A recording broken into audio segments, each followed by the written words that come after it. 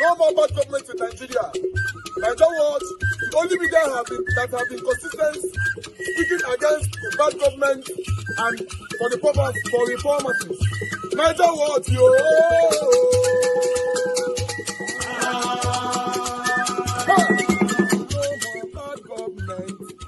No more bad government. Niger what? No more bad government. Niger what? No more bad government. The only media that have been speaking. No more bad government. The voice or the voiceless. No more bad government.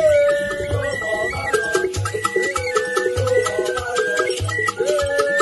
more bad government.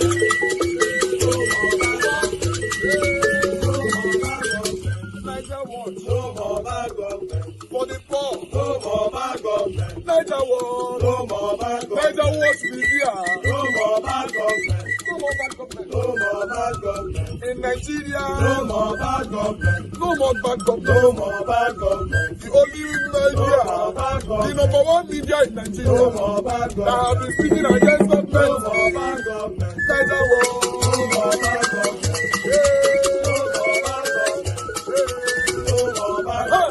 Niger what you? The voice of the voiceless. The voice of the voiceless.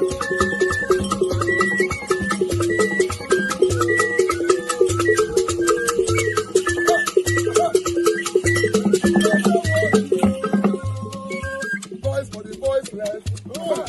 Voice for the voiceless. Niger what? Voice for the voiceless. Niger watch media. The only media that have been speaking against bad government. Being consistency since 1944. Voice for the voiceless. Voice for the voiceless. Umuwame. Voice for the voiceless. Umuwame. Voice for the voiceless. Voice for the voiceless. Voice for the voiceless. Voice for the voiceless. Voice for the voiceless.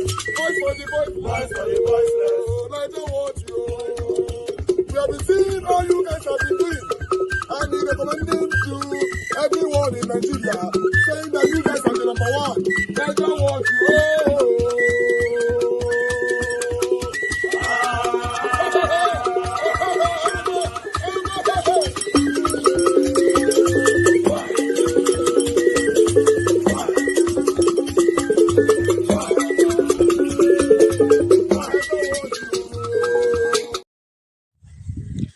Hello and welcome. My name is Magnus Oraka, and this is Woto TV.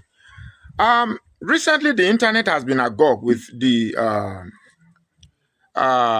character they call Deji Adeyanju. You know, before now, I usually get upset when I see young, educated men who, rather than connect with the realities of our country, choose to engage themselves in baseless sentiments through vitriolic vituperation. Hi, English sweet. Now, why do we have the likes of Deji Adeyanju? Why? Is it because the Yoruba man? Why is people like Adeyanju not able to grow out of this ethnic confinement to the extent that a good man like Peter Obi cannot endear to their intellectual sentiments? The answer to it is very simple: tribalism. Now, at the risk of trying to offend my good friends that are of Yoruba descent, I am short of how to quote how to choose my grammar not to be stereotypic. But the truth still remains. What type of bug bites you to the extent that you do not see what is good? Trust me, if Peter B were to be a Yoruba man, every Yoruba man would have been proud to have a Peter B as their champion. If Peter Obi were to be a Muslim man, every Muslim would have been proud of him, because here is a man that they've searched and searched and searched and tried to find fault. They couldn't get one. They went through his kids his family, just to pick fault. If Tinubu avails himself today for us to find fault, you don't even need to, even in the darkest of night, we will pick fault out. So I am no longer angry. This is Nigeria, where corruption is gradually metamorphosizing into our culture, into a way of life we all accept. But we are going to change it, because Nigeria is the largest concentration of black people in Africa and in the world at large. We cannot be known for the negative images we have been stereotyped with. We must change the narrative that we can indeed provide leadership that can be emulatable by the rest of the world. I know we can do it, if only we do not allow the likes of Deji Adeyanju to begin to sell the narratives because he wants you to love Tinubu. In a normal climb, Tinubu cannot be somebody you provide as a character. In a normal climb, certain people in the aim of leadership should be behind bars. Like Obasanjo said, even in the gallows. So, but this is Nigeria. The only reason why we are debating and arguing and allowing the likes and trash of Deji Adeyanju to be talking is because we are gradually getting to a stage where corruption is now appealing. Hey, see that guy? Here's that guy now. That guy na Yahoo. Now in the drive that fine car there. Corruption is now appealing. Our young ones, our young ladies are now fancified. Are now attracted to Yahoo boys. So we are getting gradual to liking what is criminal. Tinubu is a political strategist. The same man who tells you that election cannot be served a la carte. You have to grab it, snatch it, and in all honesty, run away with it. That's the one you are calling political strategist. That's an ideology that you are saying you're going to a lawyer. You are a lawyer. That's an ideology you want to support. That's what we see, Amo. To be honest, it's crazy. See the way Tinubu is corrupt from 460 something. You go $1,700. Hi, Baba, you go where for dance with the talk. So Baba still did that 1,700 something. Hi, dollar pounds is 2,000 something. Hi, a party the move. Hey, now what? Anyway, I have articles to read though, but still, I have Mother Deborah on the phone. Mother Deborah, thanks for calling in. I'm going to get to you. Talk to us. Hello, good evening, Mr. Elvis. Thank you, ma'am. Good evening Talk to to us. everyone. Yeah. I just want to say this quickly. What Black Panther said is exactly the truth. We cannot shy away from it. It devalues the currency.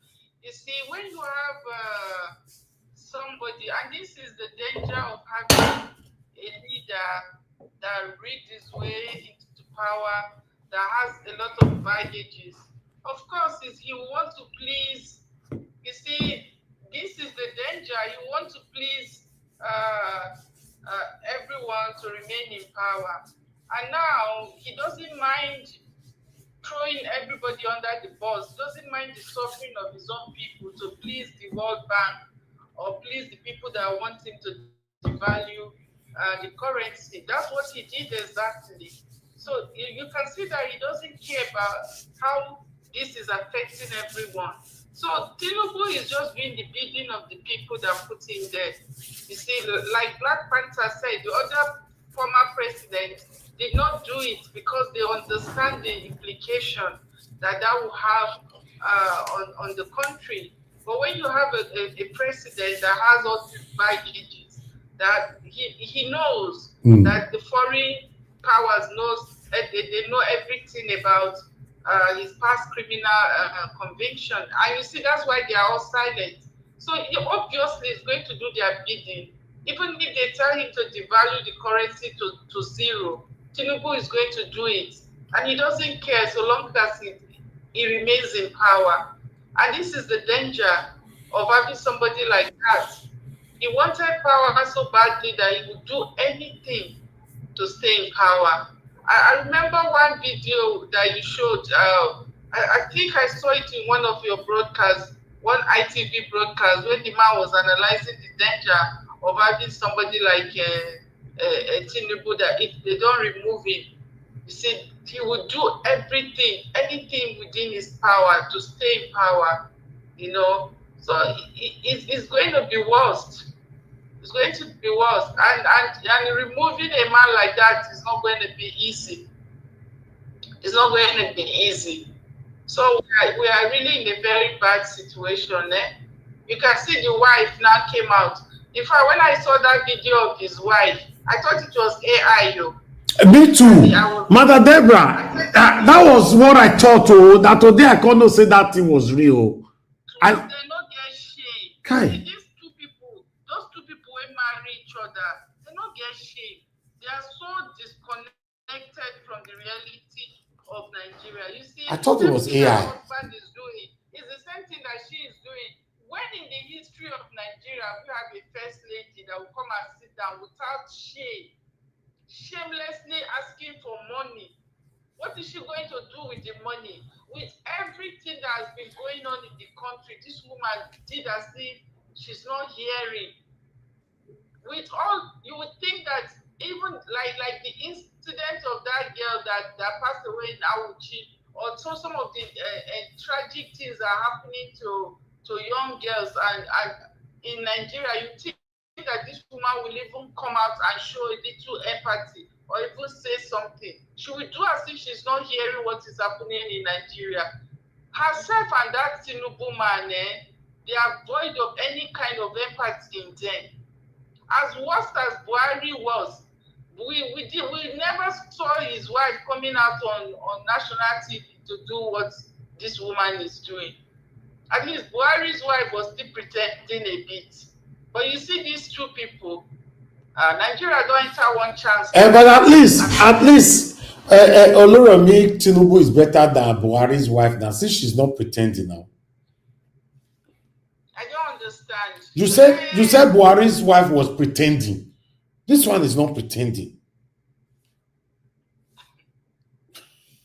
Yeah, I don't know what to say, but if I have to compare with what these people have done in 2 years, I don't even know to say which one is better, because I think they are going to be worst. So far with what they have done in the speed of 2 years, it's even beginning to be worse than what Buhari has done in 8 years. I'm telling you, it's beginning to be worse. For this woman to on her ring light and come out shamelessly to say people should send money to her. What do you mean? Account. What do you mean on her ring light? How can president's wife be only ring light now? I don't understand. Yeah, because they no longer have shame. For you to come out publicly and you are saying something like that. Yeah. Even if somebody has given her that idea, I think if she is even somebody that has some humanity, knowing what the situation of Nigeria, I think she would even say, no, I don't think it's a good idea to come out and make such a speech.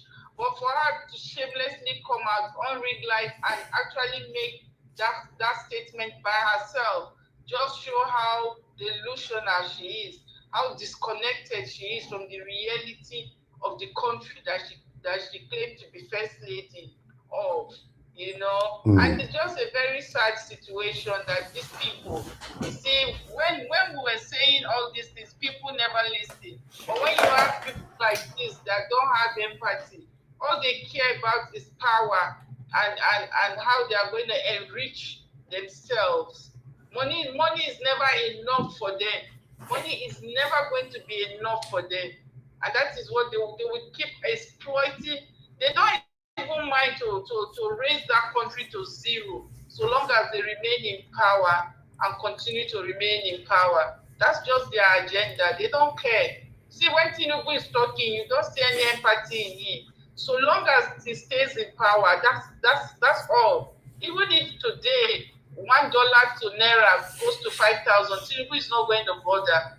He's not going to bother. If that is what is going to make him to stay in power, he will do it, even if everybody is suffering in the country, and he's going to remain in power. Don't forget, if there's one thing that they would love to see is to really make Nigeria a fair country, so that to really make Nigeria become the very, very poor country. They want Nigeria to, because that serves their own interests. And now you have somebody who is ready to do their duty.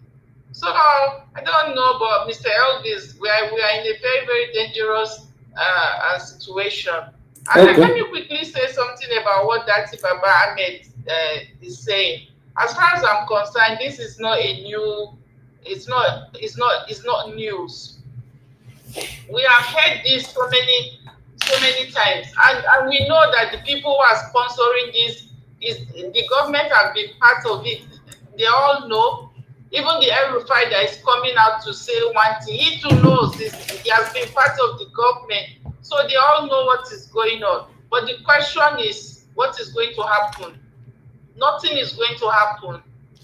Even after saying it, a couple of times people have came out. Even that the current vice president, did we not hear something about his own how he too was involved in what happened in the Boko Haram scandal? But they still rewarded him with the post of a vice president. Was any investigation done? Nothing was done. So this is the current state of Nigeria. Even whatever that I said now, nothing is still going to happen. They are all in it together. So sadly, this is the situation of Nigeria, and it's a very, very scary situation. Thank you so much, Mr. Elvis. Thank you, Mother Deborah. God bless you, man. Thank you. All right. When you see people who live abroad, who have all the privileges to good life, people like Mother Deborah and many of us out there continuously, repeatedly coming out to speak about on what is affecting us in our country, we all need to be applauded, to be honest. It's not easy. Normally, in Nigeria, these people, they don't really care. It's crazy. You know, they're not speaking. Although they speak privately, but they don't want to talk. And the government are not hearing you. The government want to hear you and your pains all over the world. If the government is a good government, even though they don't hear you, they will do the right thing. A bad government will pretend to hide under they did not complain and we are not aware. Nigerians in Nigeria are not complaining, to be honest. So that Nigeria that you and I are craving for, fighting for, speaking about, how are we going to get it? If 95% of the people complaining are Nigerians in diaspora, why the Nigerians back home are not speaking? Some of them have justified, some people have justified or protected them by saying they are scared, they might fall in trouble. What is wrong in speaking? You're just calling out the government to let them know that you can't feed yourself anymore. You used to eat 3 square meal. You can't eat it anymore. Life is hard right now. Is anything wrong with that? These guys are not talking. It's crazy. It's really crazy. And this current situation right now is that everyone is now beginning to ask for money. Although they used to, but still, it has increased. It has increased. Prominent people begging you now for money. When I say prominent, yeah, I mean prominent. Yes. I was surprised. One of the people that I have so much respect for coming to my inbox, I thought it was a fake account. Until I have to call and say, I have to greet. Then he explained the situation to me. I was like, wow. This situation is affecting people. And they tell you, they get them. Tinubu. Hey. No, wait. Okay, since we can't do anything, can we join head together to go and beg Tinubu now to forgive us? Can I believe what the pepper us put now? Because see, everybody turned against him. Almost everybody turned against him in 2023 presidential election. Yes. Now you go say, I go pepper them. And the pepper never started. From January, when I don't hear the tax way, they say, oh, they pay. Hi. Bahala. ABB. Now go understand. See, life, the way it be so.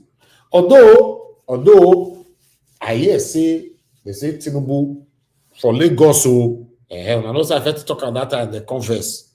I hear say they say for Lagos, they don't see light again at all.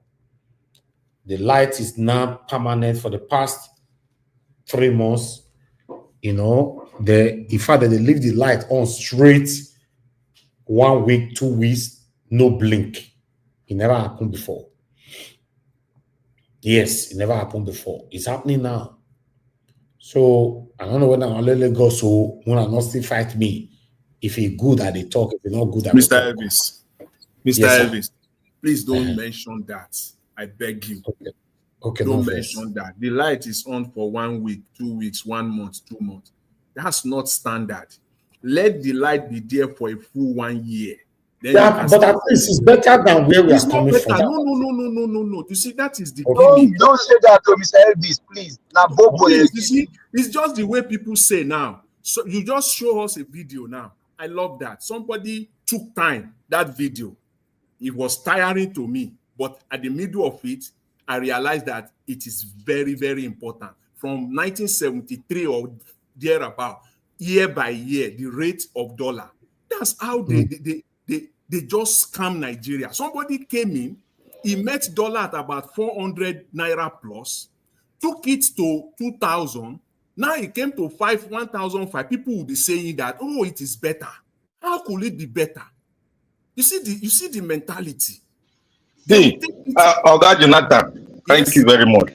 You see, what Najawa just said now is what they use in campaigning. When you say, oh, at least they bring them for 1 week, you are campaigning indirectly for them, because 1 week is not a permanent solution. Thank you. It's not a permanent solution. So when they say 1 week, they have done nothing. If you say 1 week, they have done nothing. Let me even add this. The country where you and I live, the country where we live, I mean, my husband have been here now for some years now. Light, no blink. The people here, are they robot or are they human beings?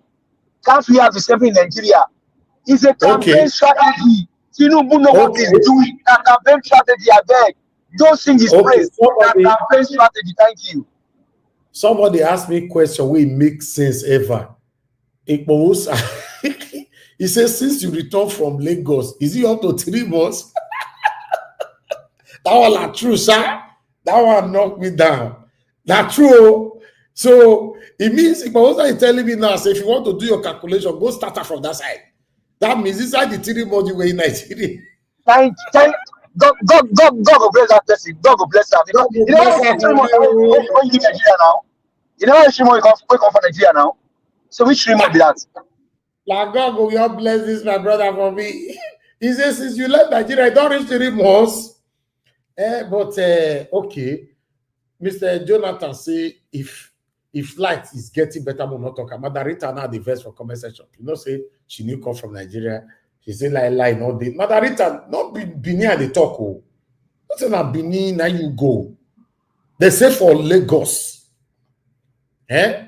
Osesmo, where you say you stay for? Make she come by and tell us. I don't say she go here from Lagos. Make she come tell us for here now. She's saying Nigeria is darkness, Madarita, that lie. And I've been in Igora, now you stay. We are talking about, town, not be Igora here. Anyway, hi, voila. Tinubu. But at least if it's something is good, more not talk, Mr. Jonathan. May your be perfect trend for it. No good now. What's it good then? Now they give you like for 1 week. What's it good? Nothing good here. Talking about that. You come up for Lagos, you don't need 3 months. They give 1 month and 1 week light. When you go for Nigeria, they don't give you 7 days non-stop. They're not giving 4 days non-stop. Even if they give 3 months, it is still not good. Don't know what we're talking about. If they give 1 year, it's not enough. If they give 1 year, it's not rich.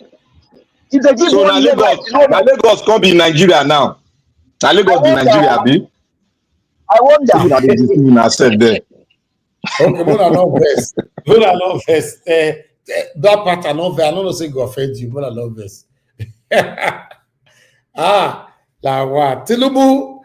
Anyway, let's take my article so we can start talking. La what a country. Anyway, on the one you have right there on the screen, you can see that breaking news: controversial Nigerian police spokesman Muyiwa Adejobi removed from office, transferred to Delta Command.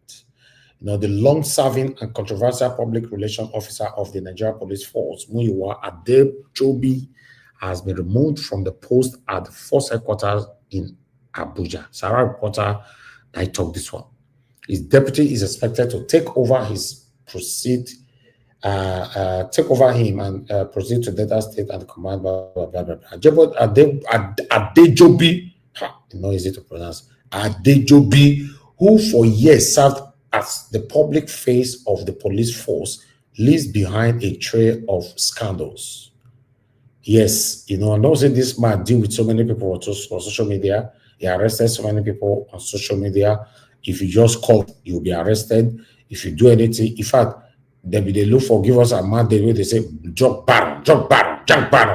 So now you don't come on now, give us a mandate, you are free now.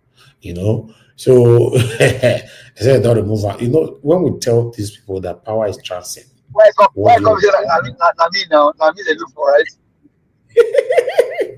No, so now you that they fear la. You don't the beat you don't beat Tinubu. I'm not sure anybody don't beat Tinubu like that. And the good thing about it is you are a Yoruba man. It shows that you are not tribalistics. I love that about you, my dear brother. But meanwhile, you know, that was the first article. Let me take on the other article that I have here, Chapali. Then we have this one here concerning Samuel Ekpa. I don't understand. Our people, our Southeasterners not talk for this Samuel Ekpa matter like that. What's happen now? I not shake body. I don't understand. Are you disappointed or are you were you caught unaware? What's happening? I don't say today now. What's the offense of people? Normally. What's happen? Since this was projected for the past four days now, if I'm not mistaken. You don't understand that. So you're quiet. What's the apple? What's happening? I'm calling you guys out once again. My wonderful family Southeasterners, what's happening? They catch this Ekpa, the satanic Ekpa, and all the satanic supporters, they're angry. And some of the satanic or most of the satanic or all the satanic supporters of these satanic Ekpas are very angry with me on this particular speech right now. I don't understand. Now, Tinubu. We are talking about the satanic Ekpa that bites so many people with his satanic speech and all that. Now, don't come out. Where did the apple? Anyway, IPOB once again denied him. IPOB forbid him. They denied him. They outcasted him. Say they are, you know, in fact, they send warning to those of that will be satanic people where they support him. Say, wait till he do so. Now you go be the next person if you don't learn now. IPOB, that person will talk. In fact, what be the name of the person will talk? Or the whole IPOB, God go bless you now. When I put this right up together, I don't go read now. Talk where. When I talk where, I'm proud of you because you guys, that make me talk and now say you reiterated. You stated again, once again, that this man was not part of you, never be part of you. So I like that. You know, so to be honest, the way some people they behave, Mona, they remember all of us get eyes and all of us get ear. Yes. Because in case you guys don't understand what my ideology stands for, my ideology is to fight against anything that is wrong. I repeat, anything that is wrong. If my papa is involved in the circle of that wrong, I will call him out. If my mama is involved in that circle of wrong, I will call her out. She's right there now. If you know anything about anything that my mama don't do privately or anyhow, and you know, join the panel, expose my mother here.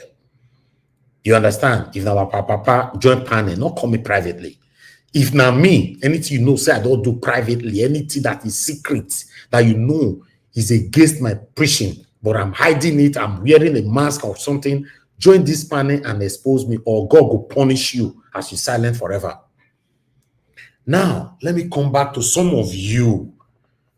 I foresee some of you on my panel, but let me say some of you on social media. Some of you, they go many platforms. I know my people will know they move from one platform to another. I know them. I still know my people where they move from one platform to another. That's fine. I don't mind. As long as you stand for what is right, follow any platform where you like. Me know you'll get problem with that.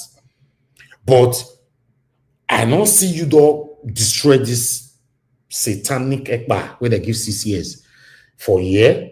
And I'm not sure you don't destroy for another place. It may be you don't do ammo. I don't know. But we cannot continue to be deceiving ourselves like this. Yes, it's wrong.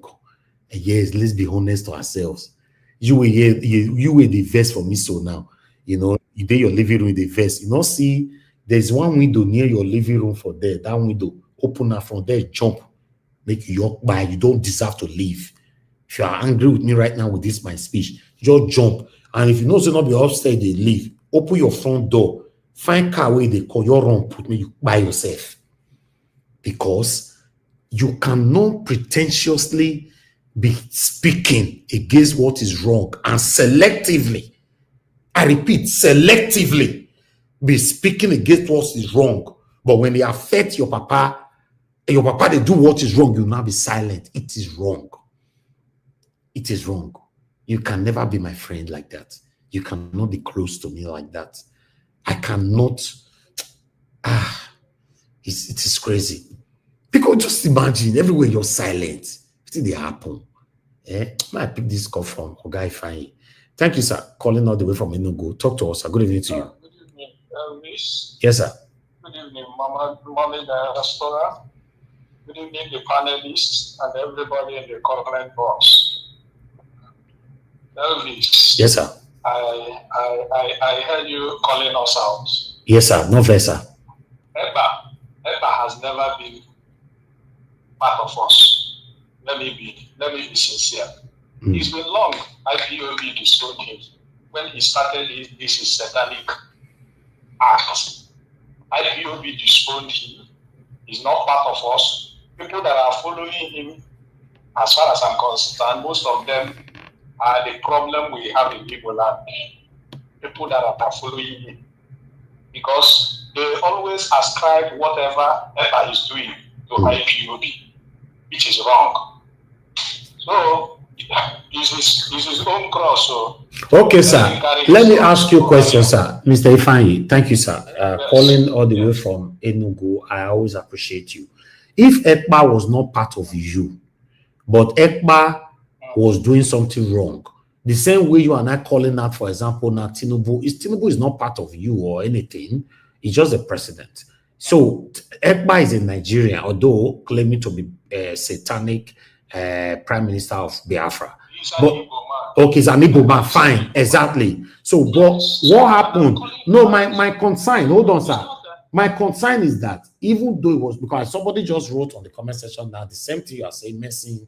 Foster is saying, now the Kano we know EPA was not part of us. Okay, if it was not part of you, is anything stopping you from criticizing him or celebrating this 6 years, even though it's not enough? No, the issue is that if you notice, IPOB has already issued a statement. IPOB has already issued a statement. It's never, when things are happening, the moment he started derailing, he was suspended. And he now decided to form his own government. Imagine forming a government in a country that has a government. You don't do that. So, Okay. To me, I don't even discuss it. All right. Because anybody that is causing the death of people can never, no matter who you are, no matter how you are, even when they come today, if he comes out and he causes the pain of people in the southeast, I will call him out. Okay. Most of the time, you see people that support some of these things that way are people that are indoctrinated. And you know, it happens everywhere. There are some people that are dogmatic. They don't even look sideways. They don't look anywhere. They just follow. Thank you, sir. Thank you very much. That's where the problem is. Thank you, Elvis. Thank you very much, sir, Mr. Ifeanyi. God bless you, sir. All right. My concern is this. Although I have so much respect for IPOP, because these people, me myself, I can even be their spokesperson to defend them that right from day one, they have denied this satanic ekpa. Yes. But as the door arrest them, at least we're supposed to see one or two persons to talk about it. Why? Like this comment that I saw a comment just now. Okay, God's grace. You said many of them are secretly supporting ekpa, killing his people and all that, blah, blah, blah.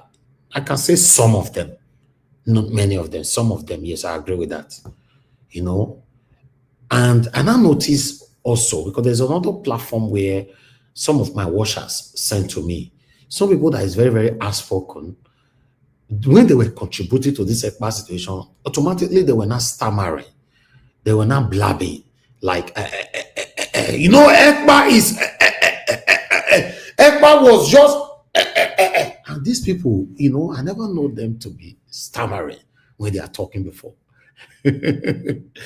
Anyway, we have a long way to go in Nigeria. Let's be honest ourselves. Yes, we are too selective in our judgments. That's the only part that is killing us. We are very, very selective. Today, I was actually educating somebody concerning this selectivism. It's very, very wrong. As long as this person is dear to you, then either we stay mute completely or you stay away from the panel for the next 78 years until the matter is totally down, then you not come back. It's something else. I want some people to know that election is around the corner. Yes, election currently now, how many people will get for my panel? Let me see how many people I get for my panel now. Total of us here now is 7. The panel take over 15, right? We have 7 right now. Once you get to election, for the first time I will do this, by God's grace, God to keep all of us alive. Or anything that is, apart from election, anything that is a breaking news and all that, once it gets to that time, when the platform is packed, I'm going to be selecting and bringing people to the panel. Yes. Because I cannot prioritize you, even though you come first or third. I can't prioritize you over somebody that be with me. For example, all this while, rain or sun, they are always here with me. So that person will be on the backstage. You will be on the panel. No, it's impossible. When it comes to that time, if I already accepted you in, I'll put you on the backstage without no apology. I'll bring somebody that is always here with me. Rain, dry, sun, or whatever. I'll bring the person in to speak to Nigerians. Thank God now that social media, those of you that were looking down on social media years ago, you are beginning to understand now that social media has surpassed not just Nigeria or Nigerian government or Nigerian news media or whatever, but have surpassed the whole world. Yes, everything we are saying here, there are prominent individuals listening to you right now, listening to me, and also here. When it comes to that time, yes, when the panelist is loaded, as my brother you're talking so, I'm going to be selective. Put you, say sorry, with all due respect, we'll not see you. We don't know where you did all this why. If not the person that kept this broadcast going, who will keep and wait for you? Nobody now. That's the truth. Some of them will say, no, Nigeria matter, you tire me. Allow. They see you for different platforms. No, say I have lots of watchers. I mean, I never tell you before, say, all the front runners, 99% of all the front runners that talk today that you know in Edo State, I brought all of them to limelight. I have watchers. I have people everywhere. If I say gay, they go tackle you. So I have them. They normally reach out to me. See this guy, wow, I've never seen him in a long time. See, we see for the social platform. See, if they follow this platform, they go see, you know. But that's fine. I don't mind. If you are in any platform, please speak truth to power there. What you don't want to come here to condemn in another platform, because remember, you are talking to all of us. You're on a public space. Speak truth to power. They also content me. This person they call your platform before. We never call your platform for a long time. If you see what he talk today for one platform like this, now God go bless her. Now God go bless him. I will be very happy with that. Let me say all of you now, you're the select. How I want to talk. How I will talk about. It is wrong. It is wrong. I'm not saying my talk they make many of you the verse sometimes, especially when it's not favorable or is not in your favor. But it's the truth. Somewhere bad thing happen. Now another people they talk about them. They will go here and say Tinubu they fight with Chetima. On one can talk. Or on one go on another platform talk. It doesn't work like that. For me, I don't get any issue for some of you now where you want to say, the way you have to talk, so I'm not going to go to platform again. Don't worry. People don't do it before you before. People don't do that satanic act before you. Before your existence. People don't do it before. Today, many people don't know whether those people still exist anymore. Many people on my spectators don't even remember the names of these people anymore. Because the more you are absent, the more people forget you. In your mind, I mean, they do favor. Yes, the only thing different between you and I'm privileged to have the platform and I have the voice and I have the audience. As you know that it's difficult to build audience. Many of you don't go try, make you build by yourself, make you for fight Nigeria. You see enter house, you not fit. You understand? You have to be consistent to build audience. Yes, and my audience believe in me that I speak truth to power. I'm not interested who is going to be upset. I say it how it is. Yes. Please, let's learn from this. It no matter if now your papa, now your mama, now your wife, now your husband, now your children, now your best friend, now your grandpapa, now your ancestor. If they are doing anything wrong, call them all out. Good morning, good afternoon, good evening to everyone. If you appreciate you all, mother of all mommy Diaspora, good evening to you, mommy. Thank you very much for always being there with me. If I'm here, my mother is here with me 24/7. Abu Azi, I'm very, very grateful. Thank you for always being there here with me. And many of my commenters right there. I'm not even talking about my wonderful, consistent panelists. Yes, no matter 1 week, I have panelists that no matter how the week will tight reach, they will be here with me. Even though not be every day, but that 1 week not go pass. So you don't see their face, putting their voices out there to say how the country can be better. I appreciate every one of you, my people. I God bless you now. Ikeshuko, my brother, thank you very much. Good evening to you. Thank you, Pamusa. I appreciate you. Thank you, God's grace. I appreciate you, Madam Rita, Isaac. God bless you all. Thank you, Madam Ahmed Bright, Mercy Foster. God bless you all, my people. Thank you, Patricia Nofel, my dear sister. I can see you. Thank you very much, my wonderful people. I God bless you now. Mike Akambare, Mr. Johnson, Emmanuel. Thank you. I've tried my best at showcasing many of you already. Pius Moye, I can see you. Thank you. I'm gonna go bless you now. I like us to move on right now. Godwin, I can see you as well. But let's move on, my people. Liberty Anthony just coming in. I'm gonna bless you. Press on the like icon to share. For those of you that already super chatted the platform, Mother Peggy Modi, thank you very much, man. Good evening to you. Thanks for all that you're doing.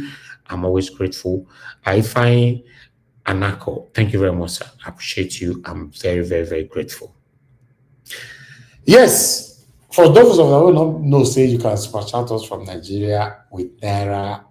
If I have done this repeatedly, you can always do that. Yes. If now 1,000, put it there. It goes a long way. It encourages us to do what we are doing. Some people say, oh, I don't want to help. Maybe I don't already get money. That's how satanic people think. To be honest, I know lots of people who fear not going to let me go even look up to them, but when they go live like this, people bless them with super chat left and right. Yeah. For example, now the Igbo side, no, you go there. Let's talk about Nigeria. Let's talk about Pastor Jerry. Pastor Jerry, I guess so that they watch him, right? How super chat they reign. Don't you know that Pastor Jerry is a billionaire? Pastor Jerry gets over 10 billion naira from super chats. I think over 2 billion, 2.something billion every month. From super chat every month, 2.something billion naira. This one was officially announced. So yeah, and people still doing it. So I don't know where you people do your own to say, okay, he's doing well, right? Listen, if you don't encourage what you have, in most cases you lose them. They don't have the energy to criticize, just like the way people are fighting Very Dark Man just now. Very Dark Man is not a perfect person, but what Very Dark Man is doing, many of you cannot do it. Let's be honest to ourselves. He never tell you, he not tell you one day say you be perfect person. He not get the way he talk him. God forbid say you're by tomorrow, say the guy don't dey life again tomorrow. Some of you will move on. You know, you not go care whether they exist. See, look at the way they are fighting him because of what happened on Fina sister's root situation and all that, blah, blah, blah. It's not the government. The energy we are putting into call out Very Dark Man, how come we're not putting the energy to call out Dangote? That's the problem that we have in Nigeria. Me now, never tell them before say I'm the perfect person. God forbid say I make mistake tomorrow. You see the way some of them now here, the way satanic man that look, they talk. I don't know what he talk. I don't know what she see, where she talk. You understand? Some of you here will do, oh, you forget all the good. Only that one you go hold on tight. Say, bring her, come we eat them.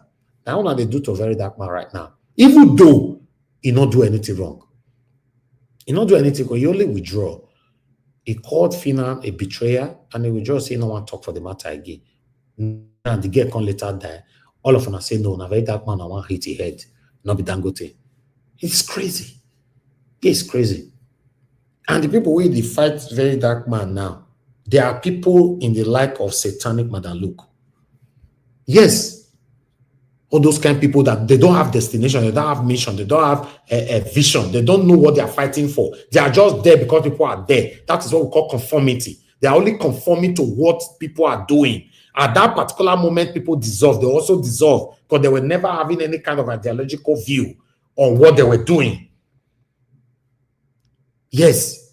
But for those people that have ideology, have a mission, have a vision, have a destination of what they are fighting for, even though everybody dissolved, they'll still stand still. Say, no, this is what I'm fighting for. For example, my brother yesterday, Mr. Alabo, in the process, I'm saying that, oh, this whole thing is discouraging, is this, is that. He was here encouraging us that no, we have a mission. We know what we are fighting for. What this satanic man that look at people fighting a Very Dark Man, they don't know what they are doing. They are just everywhere. So please stop just now from fighting this man, Very Dark Man. Thank you very much, my people. I appreciate every one of you right there. Let's start talking. I'd like to start from the first person on the planet today, which is my brother. My brother.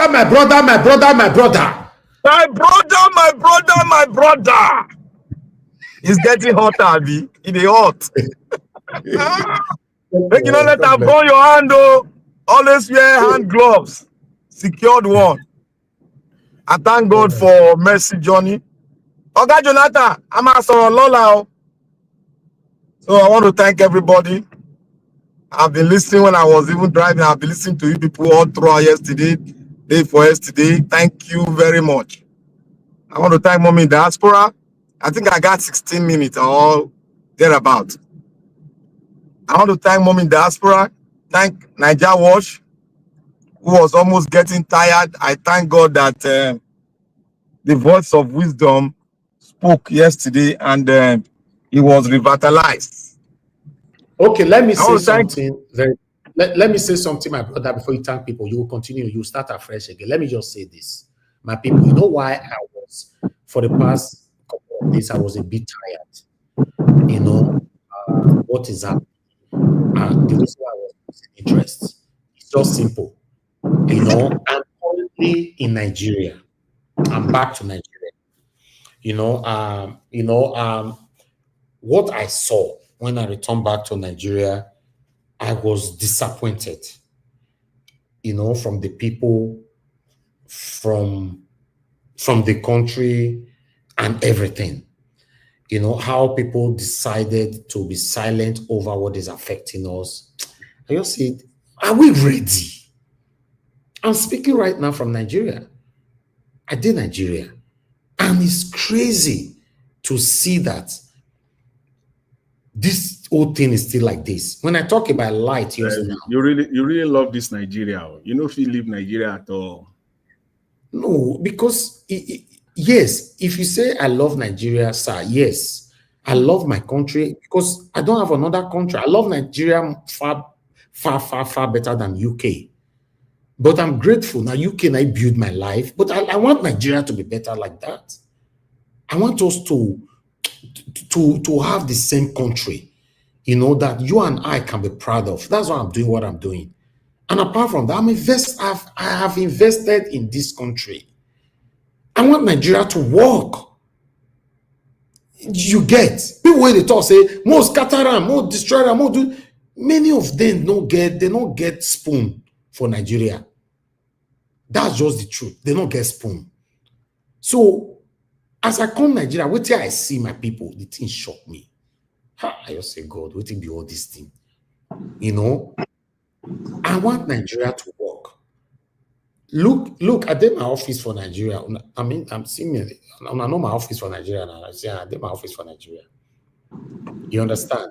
So it's crazy to see that we are just like this. Nothing is working. Nothing is working. Okay. People are not. So I lost interest. That make me talk calm, not because of another thing. But I need people like Alabo, people like Black Panther, and many others to revitalize my belief. Say, no, we can do it. Then you not think back to say, oh, not true. Okay, let me come back. That's why I give that credit to my brother Alabo. Thank you, Black Panther. Black Panther, before you move on, I beg, hold on. Mr. Ifeanyi is calling back. Sir, you are calling back. Quickly talk to us. Yes, sir. So sorry. I just wanted to tell you that Dangote truck killed people in Enugu today. You see? You see? People in Enugu Port Harcourt Expressway in a four corner Enugu. This one. Another one. So it's still happening. He crushed about 3 vehicles, 1 private and then 2 buses. All right. Thank you, sir, for the information. God bless you. You see? Black Panther, talk to us. Talk to us. Thank you, my brother. Yeah, I want to thank you. Thank everybody. And we bless the name of the Lord. And I have to use this opportunity to say last month, during the end of last month, we lost the 18th Indigenous Inspector General of the Nigerian Police Force, who happens to be my uncle, and the person of Arase Egiato. Yes, very died sad. August 31st.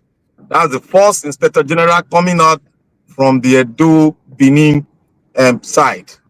And then we lost a great man. He died at the age of 60. What's the name again? What's the name? Egiato Arase. Okay. Solomon.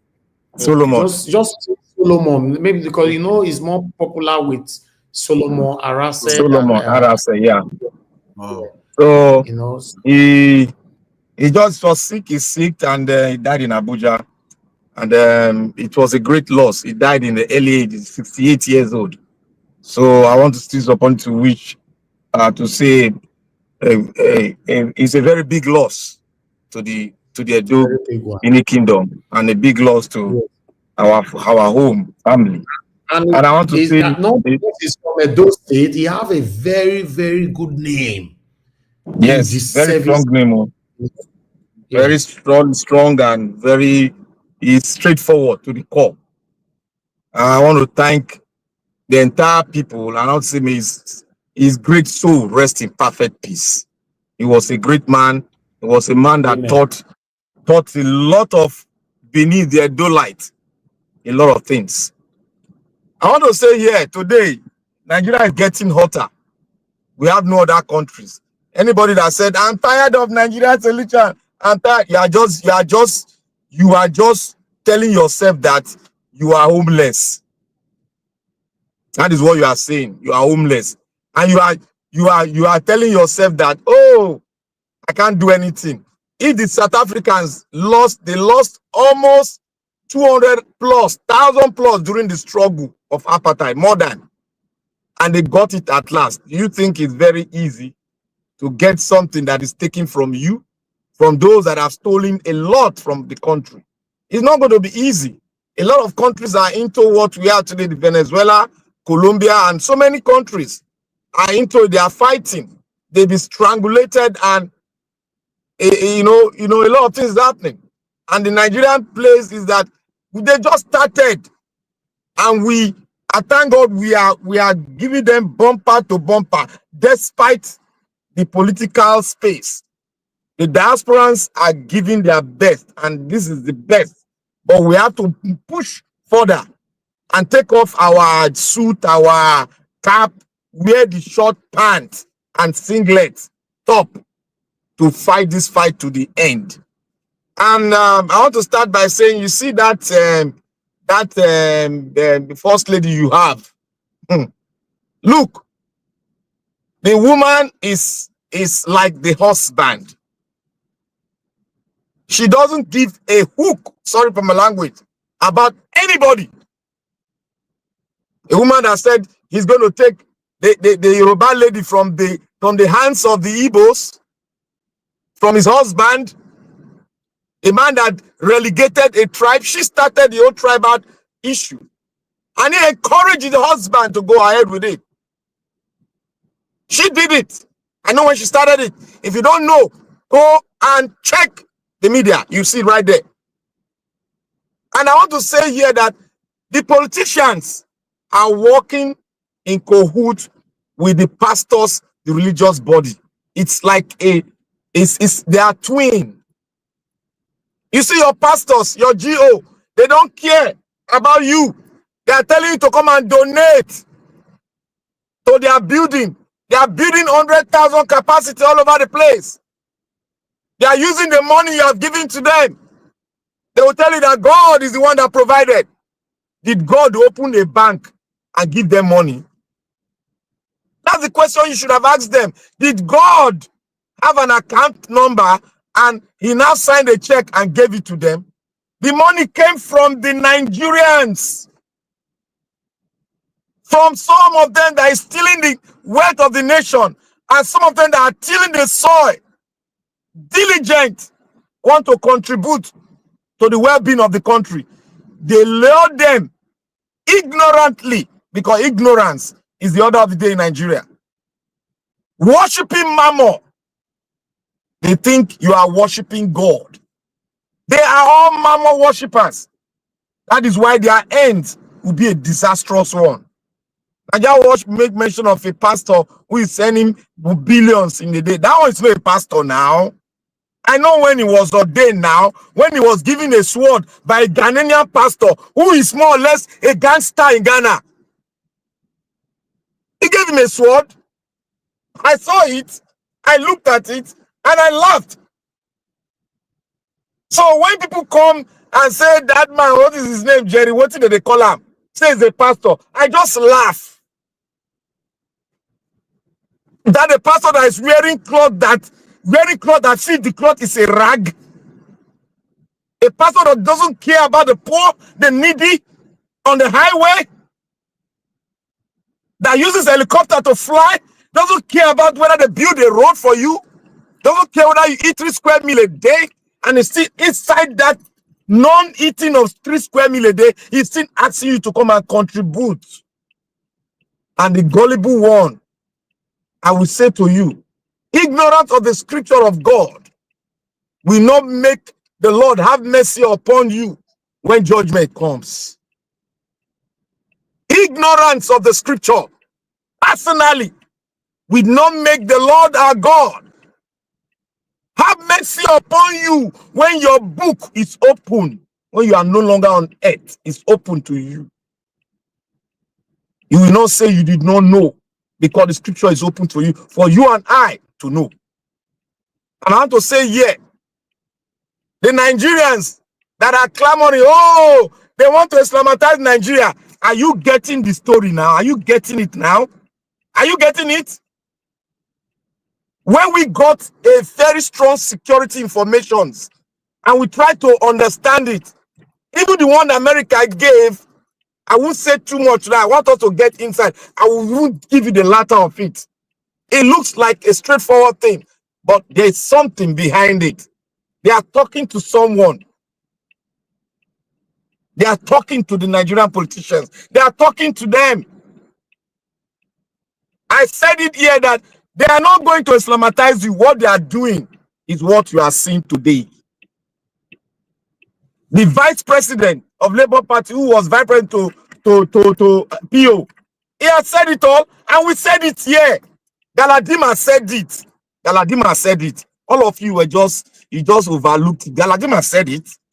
You all overlooked it, and you all thought, oh, it's nothing. The vice president is telling you the genesis of what came up in Nigeria and what is happening to it now, the genesis of it all. I said they're after your mineral resources, they're after everything that makes that land good. That is why they told you people, the economists will come and explain to you now. If you like, keep a deaf ear, but listen carefully. Listen carefully. They have to make sure that they bring down your currency so that they can come in. They have to make sure that they bring down your currency so that you can come and borrow more, tying you to where they can take off your neck, your entirety. They will take it off. They want to tie you to a wall so that you don't have any other option but to depend on them. The economists we are spending, but I'm going to use wisdom to tell you all that this man you have does not care about a living thing. The people that are into drug, they always say this: my family is my society. Any other person is a prey for me to make use of. So therefore, you all should get the person you are having in government now. His family is his society. He doesn't care about any other person. Likewise, his wife, because his wife is part and parcel of the atrocity committed in America and is still committing today. She is aware, she's part and parcel, she played a role. Because what she's doing today, she's telling us she doesn't give a damn about anybody, but we should give a damn about her. Come and contribute to my birthday. Come and give me money. So that you look at this, she's poor too. She's enjoying everything. She doesn't have anything. Remember, she donated billions of naira just 2 or 3 months ago. These are the people that they say they don't care. They don't want to take from the government purse. But she donated billions of naira. Where did she get that money? Does she have a company? No. Does she have a company? No. Nigeria is in a dilemma. We have to fight, and we can fight. If we fight, we'll get it back, because they are all human, and we are human. Human being cannot be boxed to a place. If they box us to a place, we will always prefer a solution to come out of that box and be victorious. And that is what we are doing today. This 21st century is a war of information. If you don't have information, you are gone forever.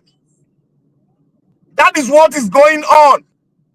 Nigeria, what an affiliate, all these guys have an affiliation with what happened to the Libyan government. And if he had succeeded, but for God to do that for us, he didn't succeed in Libya. Therefore, these ones here will not succeed, because what fed them in Libya is no more.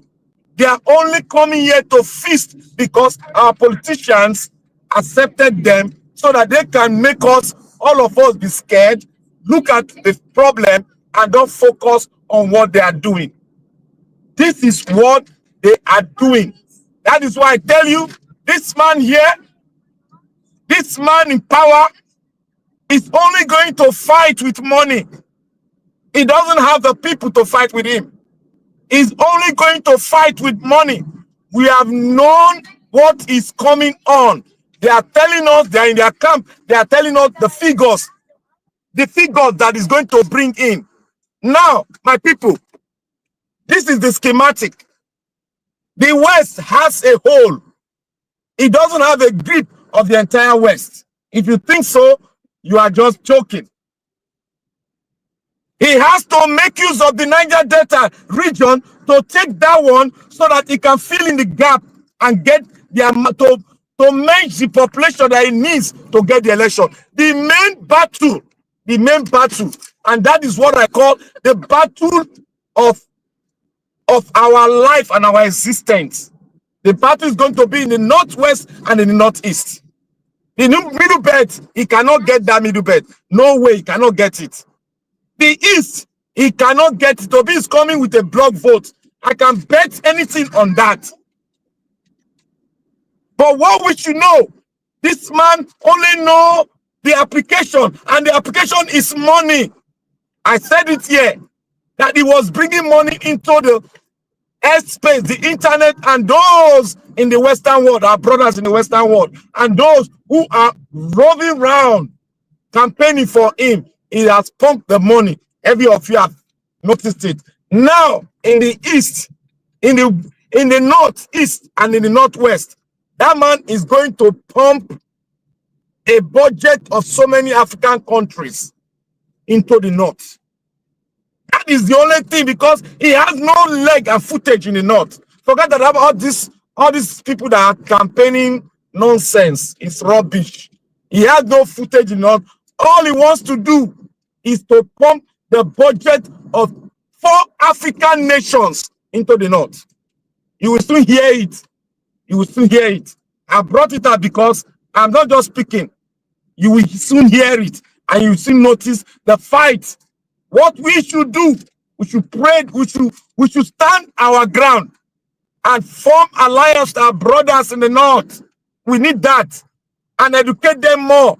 We need to join hands together and do this thing together.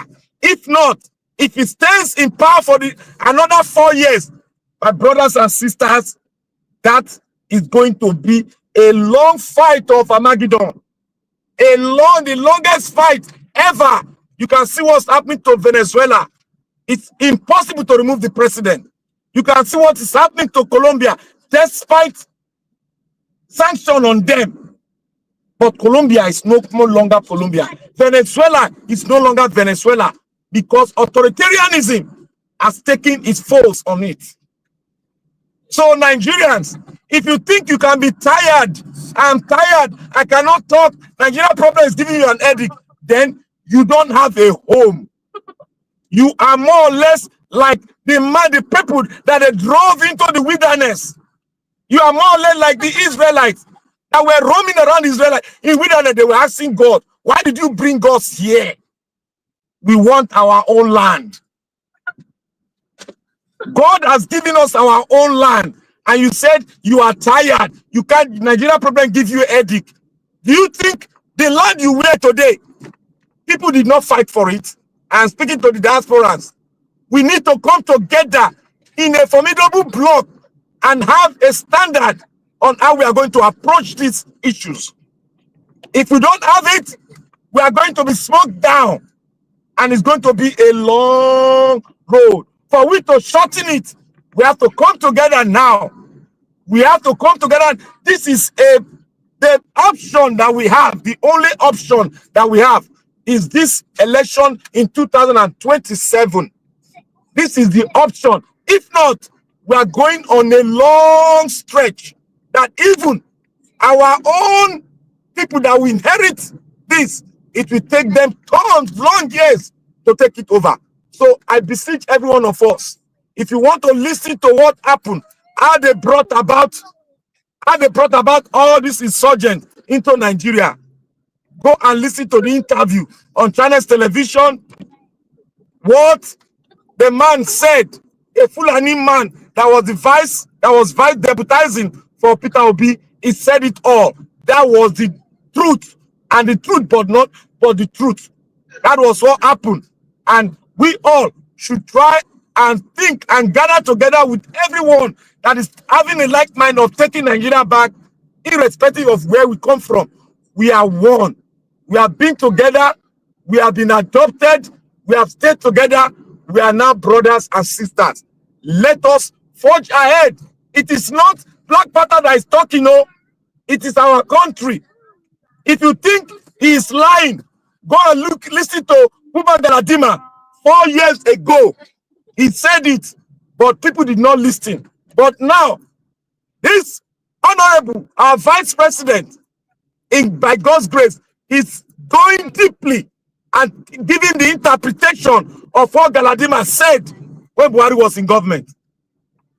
My brothers, I tell you all, this is the time for us to come together and dig it down, have a standard, a formula, which we are going to participate and enlighten our people. I call it no holds barred. We must be in the battlefield, directly or indirectly. Like what my pastor will say, where your leg cannot go, let your money speak for you. Let your money be the outstretched hand to finish the battle in Nigeria. It is a battle, and it's our battle. It is our cross. Nobody will carry that cross from us. This is the time we are fighting for our life, and we have to fight and finish and take the power back. This is all I got to say. May God bless us. Continue to talk. Thank you. All right. Thank you very much, my brother Black Panther. Thanks for that wonderful submission. I appreciate every one of you right there, my people. God bless you. Press on the like, help us to share. We'll move on to Mr. Jonathan. Mr. Jonathan, when you finish with your submission, Mama Esho is the next person. I want to get busy for the next 20-30 minutes. Please, okay. Mama Esho is the next person before give us a mandate. Thank you, Mr. Jonathan. Please have the floor. Thank you, sir. Okay. All right. Thank you, Mr. Elvis. I greet you once again. God bless you greatly. I greet my fellow panelists. God bless you all abundantly. I'm on the Diaspora once again. You're welcome. I greet you. God bless you greatly. And all the commenters, the callers, I greet you all. God bless you all greatly. You're all welcome. Let me just say this. Madam Deborah said something. I just want to quote what she said. The statement that I agreed with 100%. With respect to Madam Tinubu or the Tinubu family. He said money is never enough for them. Money is never enough for them. That just says it all. That said everything about them. And my brother also, Black Panther, he said something again that I agreed with 100%. These are coded statements that they are very, very pregnant. He said the pastors or religious groups are working in cohorts with the politicians. If you don't believe that, well, I'm sorry for you. That is our situation in Nigeria. The pastors, the religious leader, they are in cohorts. She said they're not they talk for waiting they have affect us. Not Jonathan. She said that these pastors they stay mute. They stay mute. In fact, that statement alone is a topic that we can deliberate on for hours. They are in court, and we cannot rule it out. That's one of the major reasons why we are where we are today in Nigeria. The role they are playing, and they are playing it effectively. They are playing that role passionately because of what? Self-preservation, preserving their empire at the detriment of the Nigerian people. That's just what this is all about. Nothing else. Individual self-preservation is not even about group or even their church or their congregant. It's not even about that. It's just only about one single man preserving his empire, each and every one of them. That is taking the country nowhere. Absolutely nowhere. And let me say this on Sheun's interview with Datti Baba-Ahmed. First, before I come to that, on Remi Tinubu, this is a woman asking for donation. But lest we forget This is also the woman who said that our family is rich. They don't need Nigerians' money. Don't let us forget that. If not that Nigerians are just, many Nigerians are just psychophants. And as they call Nigerians, they characterize Nigeria that they are daft. How could we quickly forget that fact that this is a woman who said that they don't need Nigerians money. They don't need Nigerian money. And the same woman coming out. I don't see the connection of you coming out asking for donation and tying it or connecting it with the National Library. When you just look at it, the whole thing just stinks. It smells. And these are the people that are superintending over us in that country. But I'm not surprised. I'm not surprised. I don't know whether it's the anchor here today or one of the videos. Somebody said that Nigeria is not progressing. Obviously, the country is not progressing. The country is not progressing. The economy of the country is not progressing. It is clear. It is obvious. Nothing is working. And when you look at it, the man that is superintending over that nation today, Mr. Tinubu, this man has never worked in his life any legitimate work. So how do you expect him to have even the list of ideas on how to move the country forward? He has never worked legitimately in his life. Where can we say that Mr. Tinubu has put in 1 million, 100 million, 1 billion naira that he has invested today, that he has turned it around? If you know any, please let us know. So when we say he is clueless, we are mindful of what we're saying. So when you see a man like that with many political sycophants and criminals coming out, spreading lies about him, I don't know how this country is going to move forward, how the country is going to progress. A man that has no pedigree of any kind, where he has actually turned something around in his life. And it's the one that is leading us. So we have a long way. I like the video of that guy who was talking about dollar naira from 1974 or thereabout up to 2025. At least that's a bit of education for every one of us, including myself, being specific as to where we are, 40 years ago and where we are now. I've never seen the currency of any country that really wants to move forward drop at that rate of almost 5,000%. I've never seen, no country can progress like that. It's not possible. So in conclusion, Nigeria is not progressing. The economy is not progressing.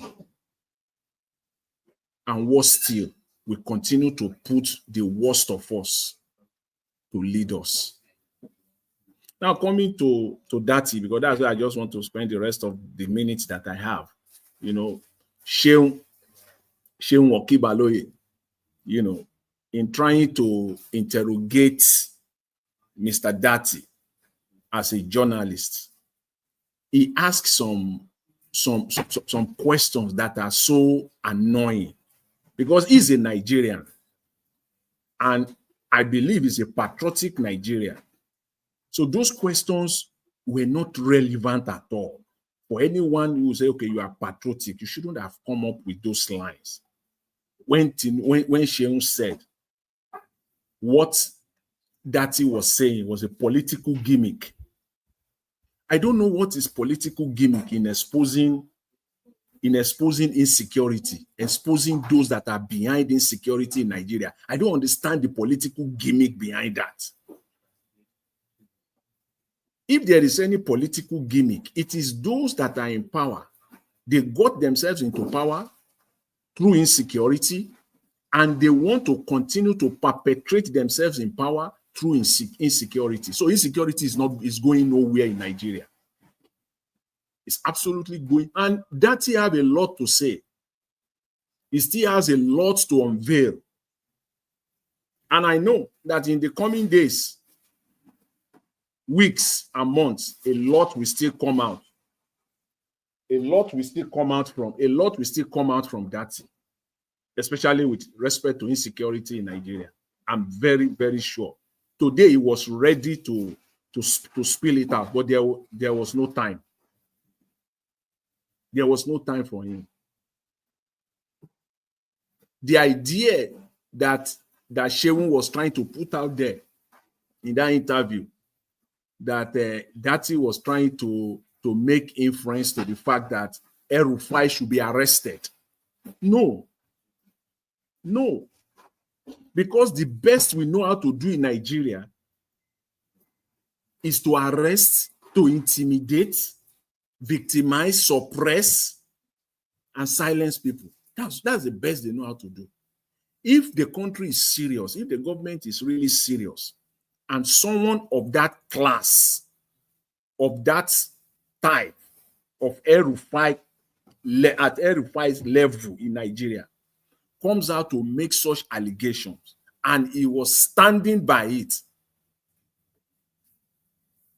what a normal country should have done, the minimum, you will call him for questioning, not to intimidate him, not to victimize him, not to suppress him as an opposition, no, but to perhaps he know what he know. There's so much that he knows that you don't know. Is to call him in. That's what happens in normal countries that I know of. They will call him in even before the NSA, the National Security Advisor, made that public statement. That statement was neither denying or confirming what El-Rufai said. So it is not out of line if you say what El-Rufai said is the truth, as Datti alluded to. He agreed with him because the National Security Advisor was neither here nor there. It simply means that that's what they are doing. So insecurity has come to stay in that country. Which country, anywhere in the world, that you will see, they will buy 100 people, 200 people, 50 people, they still buy 50 people in Castina just some few days ago, and you will not see your so-called commander-in-chief to come out to make a statement, to come out on national TV. Not once. The one that he visited after much public pressure in Benue, the one that the Benue state that he went, it was after much public pressure. And that was not even a visit to mourn with people or families or a state that has just lost over 200 people. It was a fanfare. It was a party. It was a campaign. You will never see your so-called commander-in-chief to come out. By the time a serious commander-in-chief has visited 3, 4, 5 places within a month, nobody will tell him to do the needful. If truly you are commander-in-chief, and you yourself, you see that, am I going to spend my entire 4 years visiting locations, commiserating with people that lost my fellow Nigerians that have just died? Is that what my entire 4 years? You will do the needful. You will do the needful. And I agree with Baba-Ahmed, Datti again. They are very swift. They are very fast in sending the vice president to birthday parties and burials than sending him to all these locations where Nigerians are buying on a daily basis. They don't care about lives. Because if you spend, that is my point. My argument here is this. If a president is spending so much time visiting these places as like his people, his chief of staff, that a week, 4 or 5 days will not pass, that in his schedule, he will wake up in the morning, they will give him his schedule. He will see that, Mr. President, you have to be in Castina because 50 people just buy. 3 days later, he wake up in the morning. They gave him his schedule. Mr. President, you have to be in Sanfara because another 30 people just buy. Mr. President, next week you got to be in Benue because another 100 Nigerians just buy. Nobody will tell that president. Nobody will tell that president to do the needful, to do the correct thing. But guess what? They are not doing that because they don't care about lives. Lives does not matter to them. It does not matter to them. And this cuts across every spheres of our lives in that country. Not just in security. Everywhere. Every sector. The education sector, the medical, healthcare sector, everywhere it cuts across. The president is just sitting down there. They are feeding him.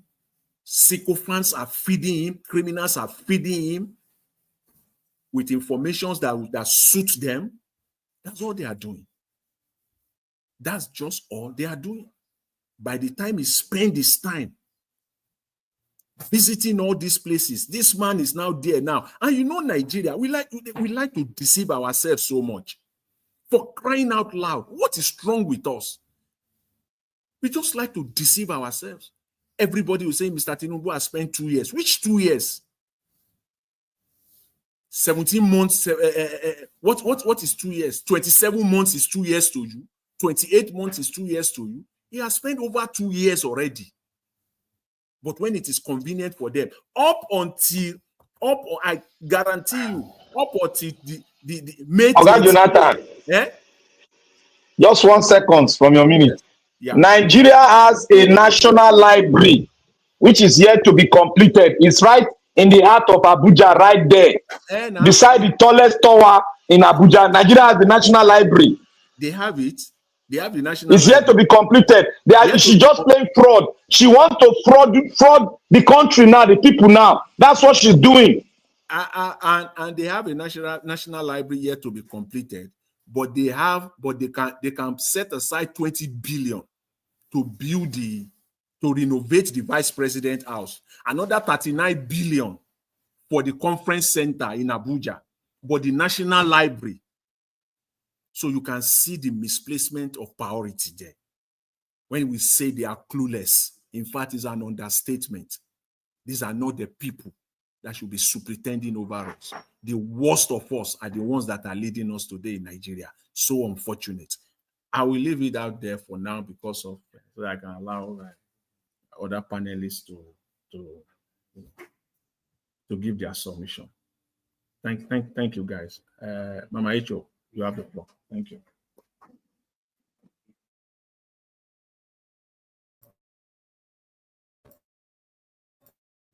Mama Icho, are you there? Yeah, I'm trying to unmute. Okay. Oh, what a country. Greetings, everyone. Greeting, beloved Elvis. Greeting, everyone. I'm Mommy Diaspora. I'm mother for which carry me and my children. She's not falling, and I'm not going to fall with my children.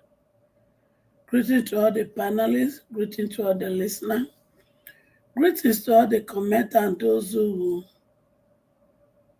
comment and listen later. Before I will deliberate on today, I want to once again tell Nigerians, if by chance we are doing something together to help my children, I am not in competition with you. I am not. I am not. So this envy, jealousy spirit, don't bring it near me. Those who know, who are involved, they will hear this. I'm not going to call name, but if you don't change, if you don't repent, me, Mama Hecho, will come to this and I will cast you. Because this is my belief. If somebody else is doing what I cannot do, it is normal and human for me to appreciate that person instead of being jealous and envy.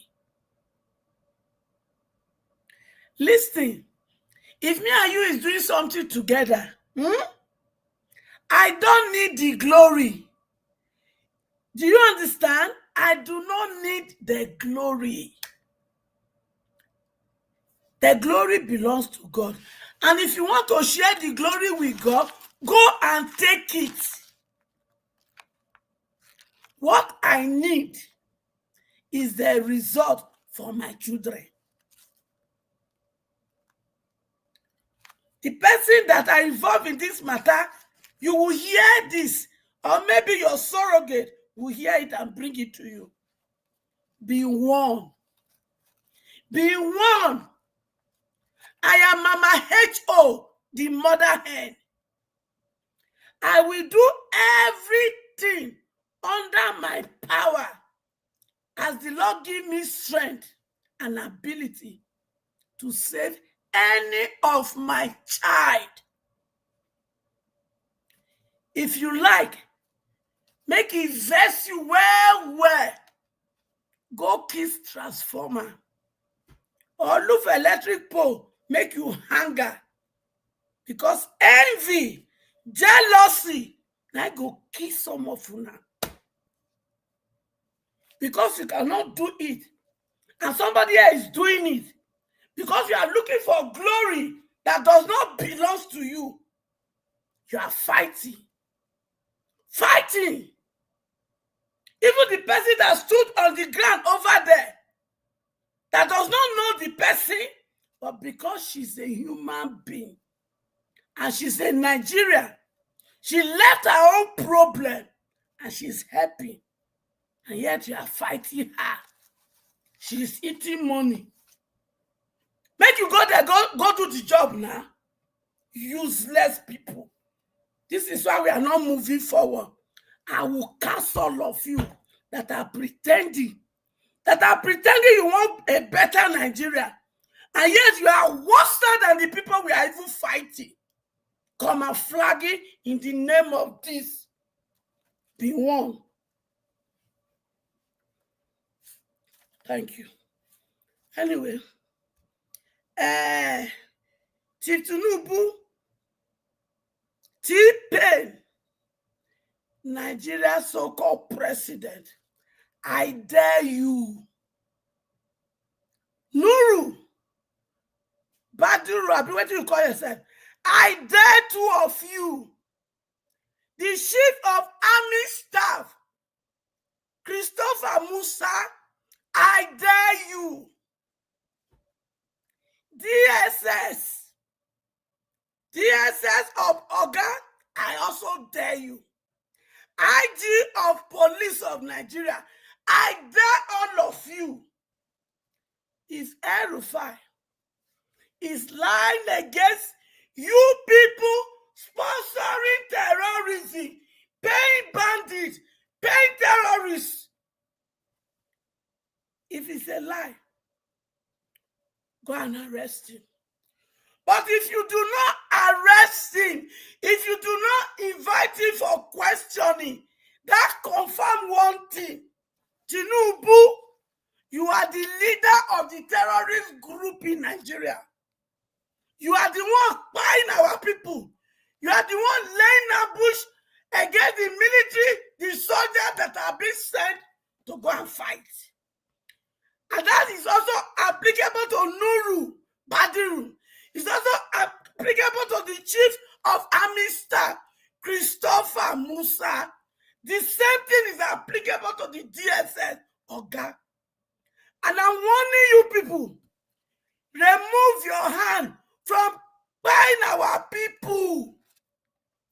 They are not meat. They are not chicken. They are not goats. Tinubu, you went to where? Brazil, to lie with all your full mouth that corruption is gone.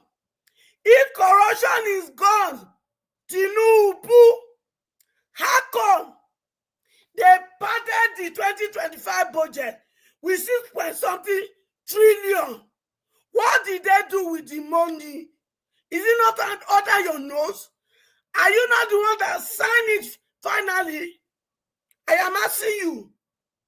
I am asking you, Tinubu. Oh, they padded that money so that they can give it to you. So that you can keep 5 trillion naira that you want to distribute for election. Yes, you put Nigeria in pain and suffering, obeying the World Bank and IMF to devalue our money and to say subsidy is gone. It will never be well with you and your family. Ìgbẹ̀yìn ayé yín, ó máa dàbí ti Sọ́ọ̀lù ni.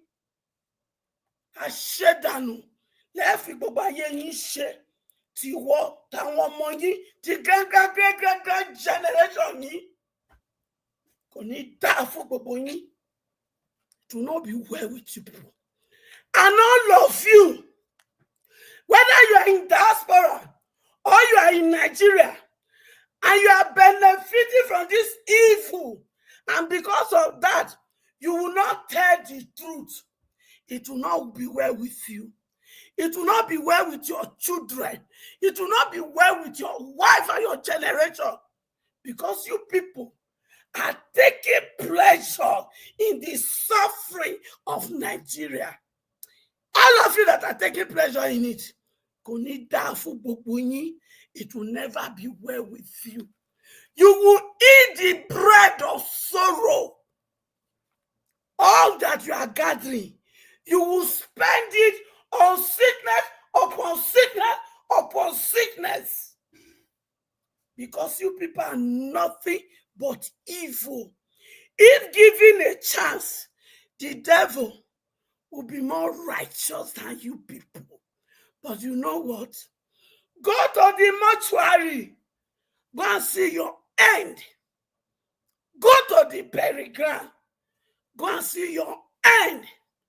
Naked you come into this world. Naked you are going back. So continue to gather. At the end of the day, now warm, now ant, now go eat your carcass. Thank you, and God bless us. Thank you, Mama Icho. Thank you, God bless you. Give us a mandate. It's out. I think it's give us a mandate now. It's out of the broadcast. Okay. Is it Abdul Malik? Is it you or Mr. Odua?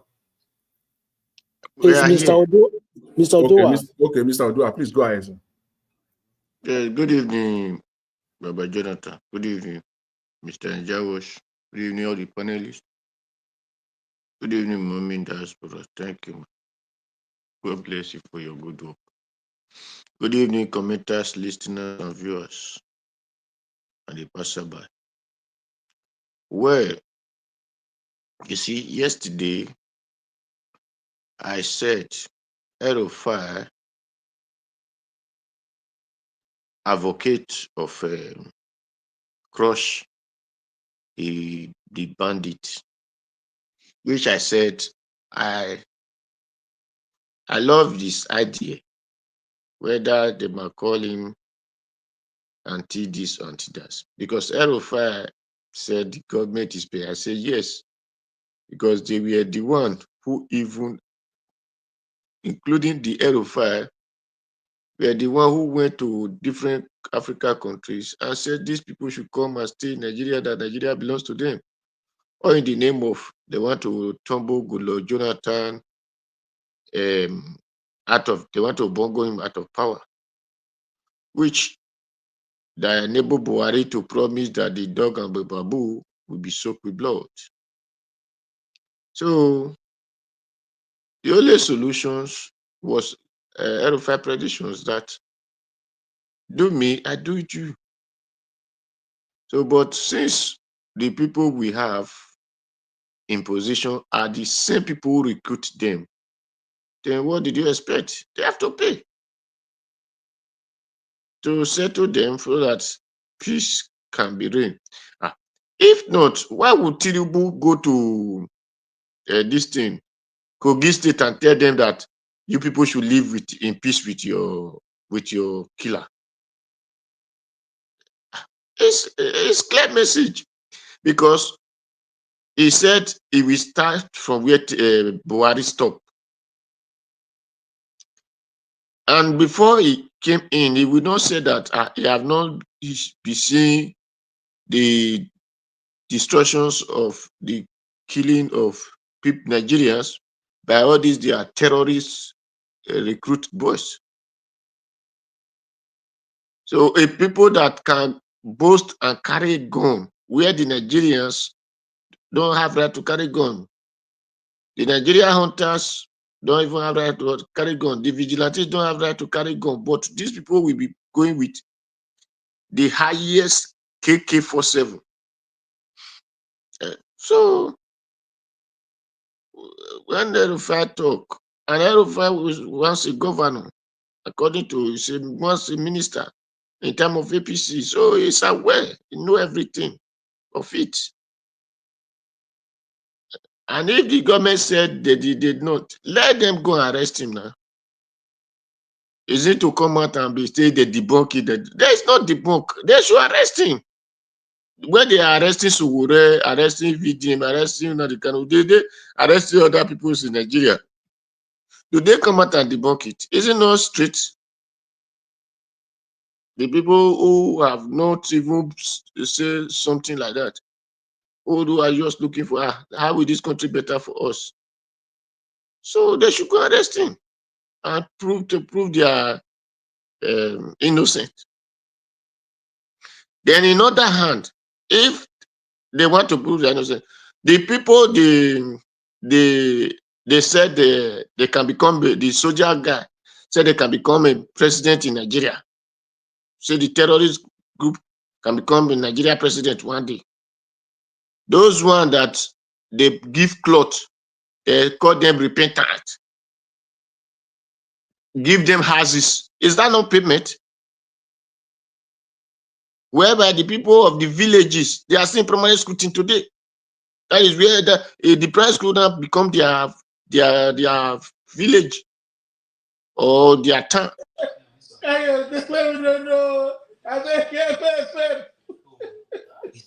Who is that? So it's clear settlement. It's clear pay. Now, look, they shout for that side though. You don't even know. So I bet go ahead, Mr. Dua. It's very clear that they are paying. Look, they off your camera, beg. Those people, they watch your house there, or I put you on the backstage. So, you are not hearing us. Stay on the back. So if not, go ahead. They should make sure that the Nigerian government should be telling us that we have settled, we have packed all those villagers away from primary school. We have settled them back to their communities. That's what we're supposed to be hearing. But we don't hear that. They don't even discuss anything, something like that. Even they saw journalists, when they call journalists, they will not even mention something like that. But they are happy not to shout, hey, are they going to bring EPA down? Are they going to bring EPA? But the one in their nose, in their eyes, in their head, in their ear, they don't talk about it. How many of the Boko Haram have the journalists be saying, they must persecute them, they must do this? How many? They are shouting EPA, or they can do that.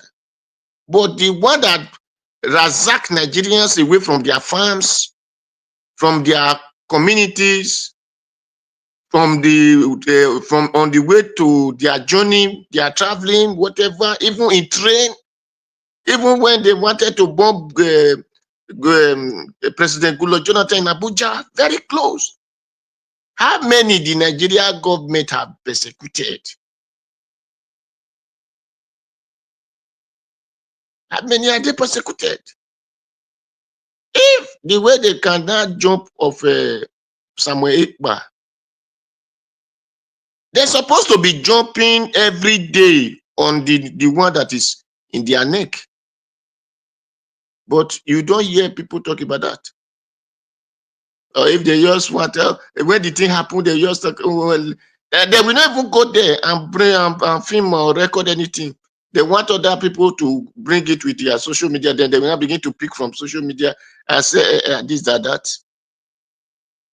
If the so-called journalists, the way they are shouting on it, now, they really love Nigeria, why are they not shouting that Nigeria should be, the Nigeria government should be showing the persecution of those they are so-called they are kidnappers, they are terrorists, they give different names, call them some bandits, call some S-men, call them. Why are the journalists, why are they not shouting every day on their voice that these people must be persecuted?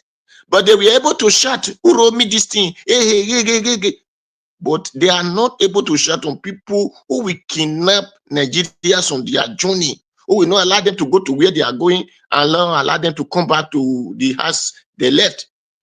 So if they will not even allow them to go and meet their children, the money that the country did not even have, they will be telling families should come and pay.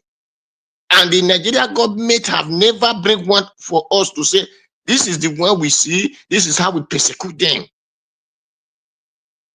That is Nigeria government, when you feel whatever country that say Nigeria government the terrorists, really, yes, they are the terrorists. Because if they are not the terrorists, they said we are this, yes, which what we are doing. But the one that the Nigeria that is troubling Nigeria, who is handling those one? The one they call some the repeater, they put them in soldiers. When government put a terrorist into his armed forces, is it not the government that is sponsoring the terrorists? Is it not the government paying them?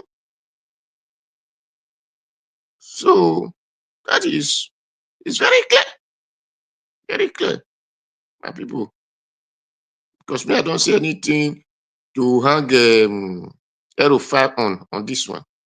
Don't see anything at all. It's very proven that the Nigeria government are the one. Whether the El-Rufai himself is not even good, but it's very clear that the Nigeria government are the terrorists. They are the ones sponsoring them. They are the one paying them. They are the one choose them to say, go and destabilize this side. This is the one. Because if not, there is Tinubu have not spoken anything. Buhari did not talk anything. Even this man said to us that day, said that we are the one who go home and call Buhari. It was in his own house. We said, Buhari, come home because of our OPC, the way they are treating us in Oyo. That is in Ondo. No, not Ondo. This country, this state, Kwara State, Ilori, because of OPC, talking about there are people in Ilori. That was why they went and called Buhari. So he said even Buhari did not even finish the work. Buba Galadima. Buhari did not even do the work that they want Buhari to do. But maybe Buhari try for them. So that is why I said Usman Afodio is still there. People in Nigeria should wake up from their sleep. Okay, Mr. Odua, please round up. Thank you, me. Thank you very much. Thank you. I will hang it there because me, what I want the Nigeria journalists to be doing is for them to be shouting on the government to persecute the one that will not allow people. All those trends that happened that day, is it not the people went and be losing all those boats that enable train to destroy the countries? Yeah. Why are they not persecuting those people? Those are so-called iron they condemn that are destroying people as that enter people as causing havoc. They went and cut a power line. They went and cut the iron. Is that not terrorism? Thank you very much. Thank you, Mr. Ajawo. Thank you. Man. I never see Nigerian government going after El-Rufai. I triple dare them. The man who said he knows where all the dead bodies were buried. They will go after that one. They dare not. Thank you, sir. Give us a mandate. You are back. Thank you very much, Mr. Jonathan. Thank you so much. I'm not sure what Mr. Elvis is doing. I think he did this deliberately, putting me on the backstage. But me and him who put you for backstage? Now me say me you get your network. After the show, me and you will enter one trouser. Now me say me you get your network for Texas. You did Nigeria. I did Nigeria. We'll go pay for somewhere. No worry. Well, I greet you, Mommy. That's right. I greet you. Thank you very much, man, for all that you do. Panelists, I greet everyone. Comment section, thank you very much, everyone, for all that you do. Truly appreciate it. Well, Mr. Elvis, once again, God will always protect you, shield you, cover you. No evil shall befall you. As you go back and forth between Nigeria and UK, God will always protect you and your family. Thank you very much for all that you do. There's no way a man can show his love for his country than this. Thank you very much. Well, on the issue today, honestly, I may not have much to say, but it's just so sad that we're still where we are. But let me just dwell on Shenwo Kimbaloye for maybe about under 3 or 5 minutes there, about like Mr. Jonathan pointed out earlier. Now, the question I always ask is, Shenwo Kimbaloye behaves as if he's not a Nigerian. It is only because it has not gotten to the point, to the peak. That's why Sean feels that everything is okay in Nigeria. Let me set an example. In the Arab world, for example, Palestine, and then Iraq, Iran, they are throwing bomb, and that bomb is shaking or disrupting the function of media houses. As a matter of fact, we even saw on live TV, where you see newscasters, they are running away because their offices is being bombarded. They don't want media to show them. So, Shew, you may be saying all you are saying today, it is because you still have a place to broadcast from. Koti Dojue, when you get to the Toba Dojue, you will remove your suit and pick up placard to protest in Nigeria. Okimbaloye. Because when I hear you have some questions that are sickening, some questions that you ask yourself, is this a human being asking this question? Because it just makes no sense. Some question that you will ask, and you ask yourself, is this guy Nigerian, or he's just making mockery of Nigerians? But I don't blame him. Allegedly, he's one of those eating from the evil happening in the country.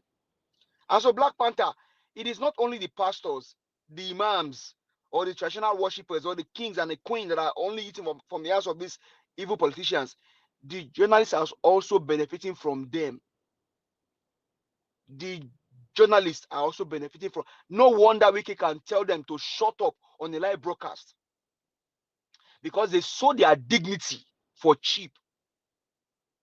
When you now see people like Ma Okwe and the other guys, most of them Yorubas, sitting down with Wike, sitting down there, because after everything they'll get brown envelope allegedly. How can you take a whole media, see the number of mics in front of Wike, like as if he's the president?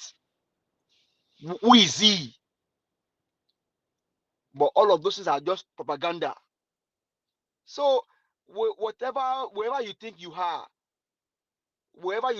maybe a journalist, and then you think that because you have a media you can broadcast from, it's not affecting you. Don't worry.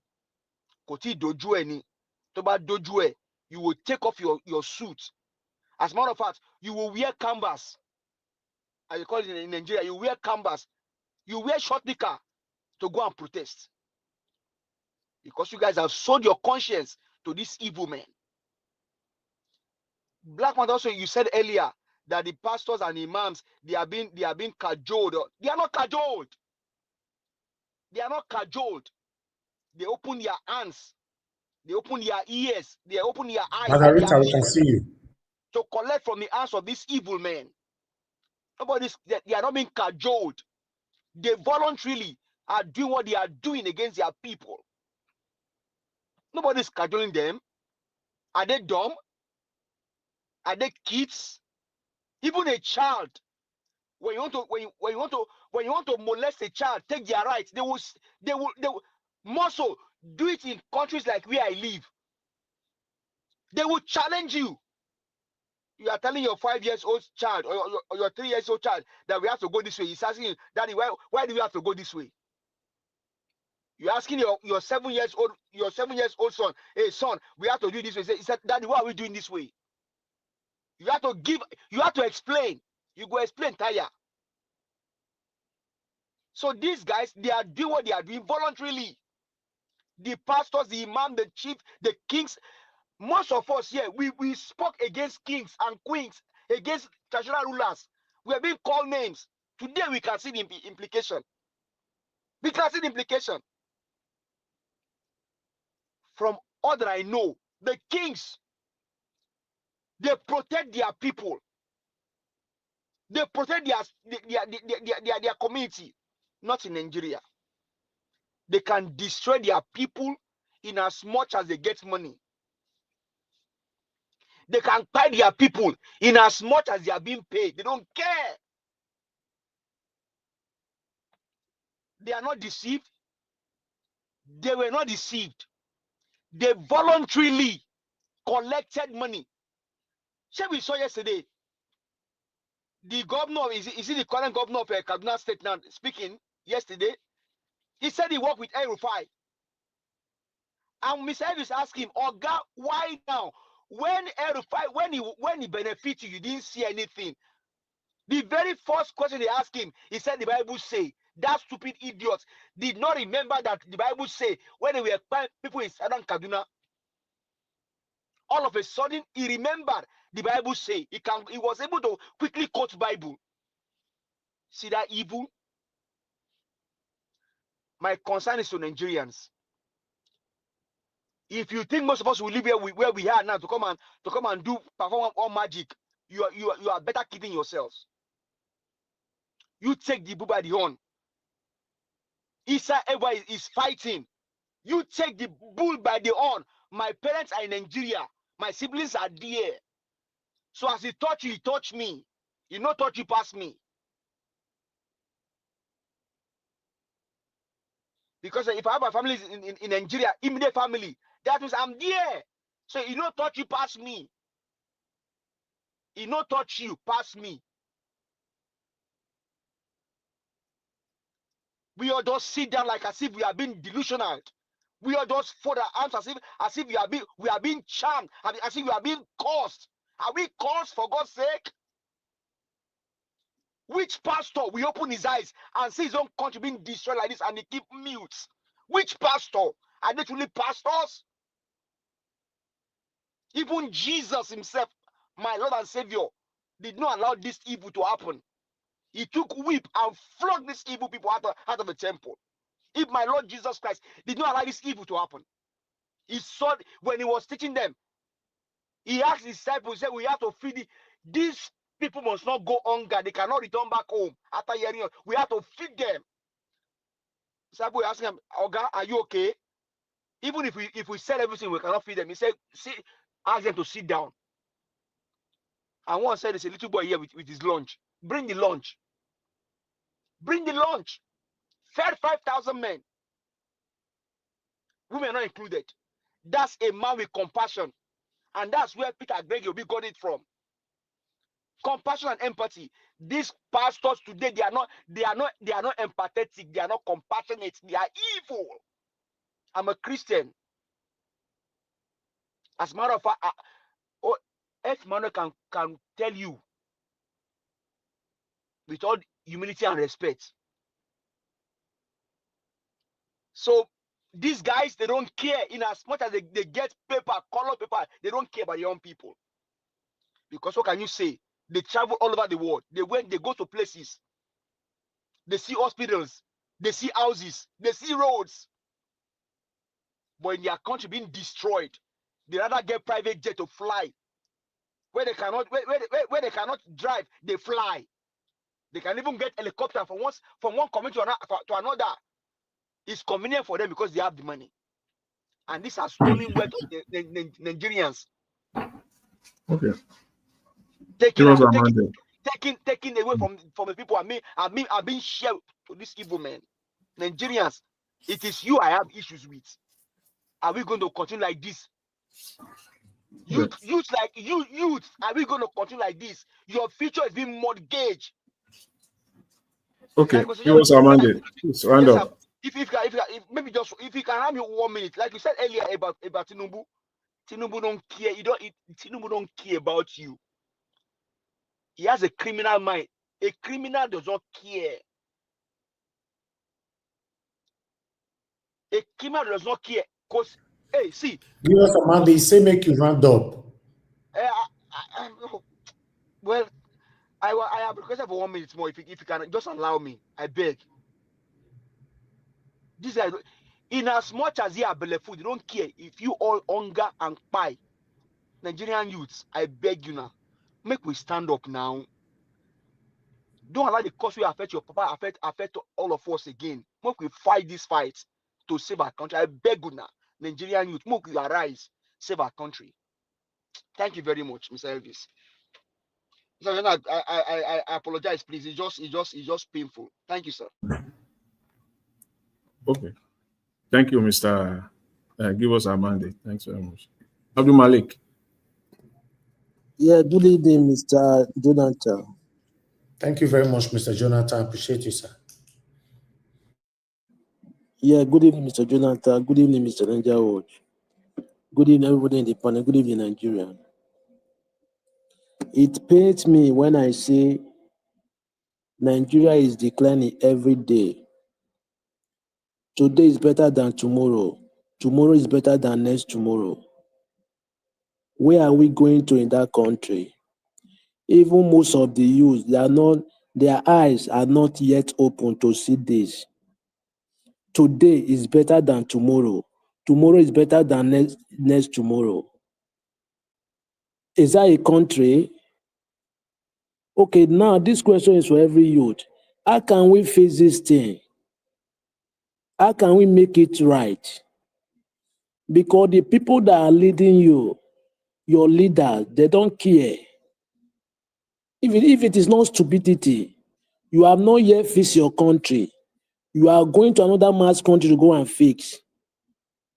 Your school, you don't have school. You don't have hospital. You don't have road. But you prefer, it's not that the money is not there.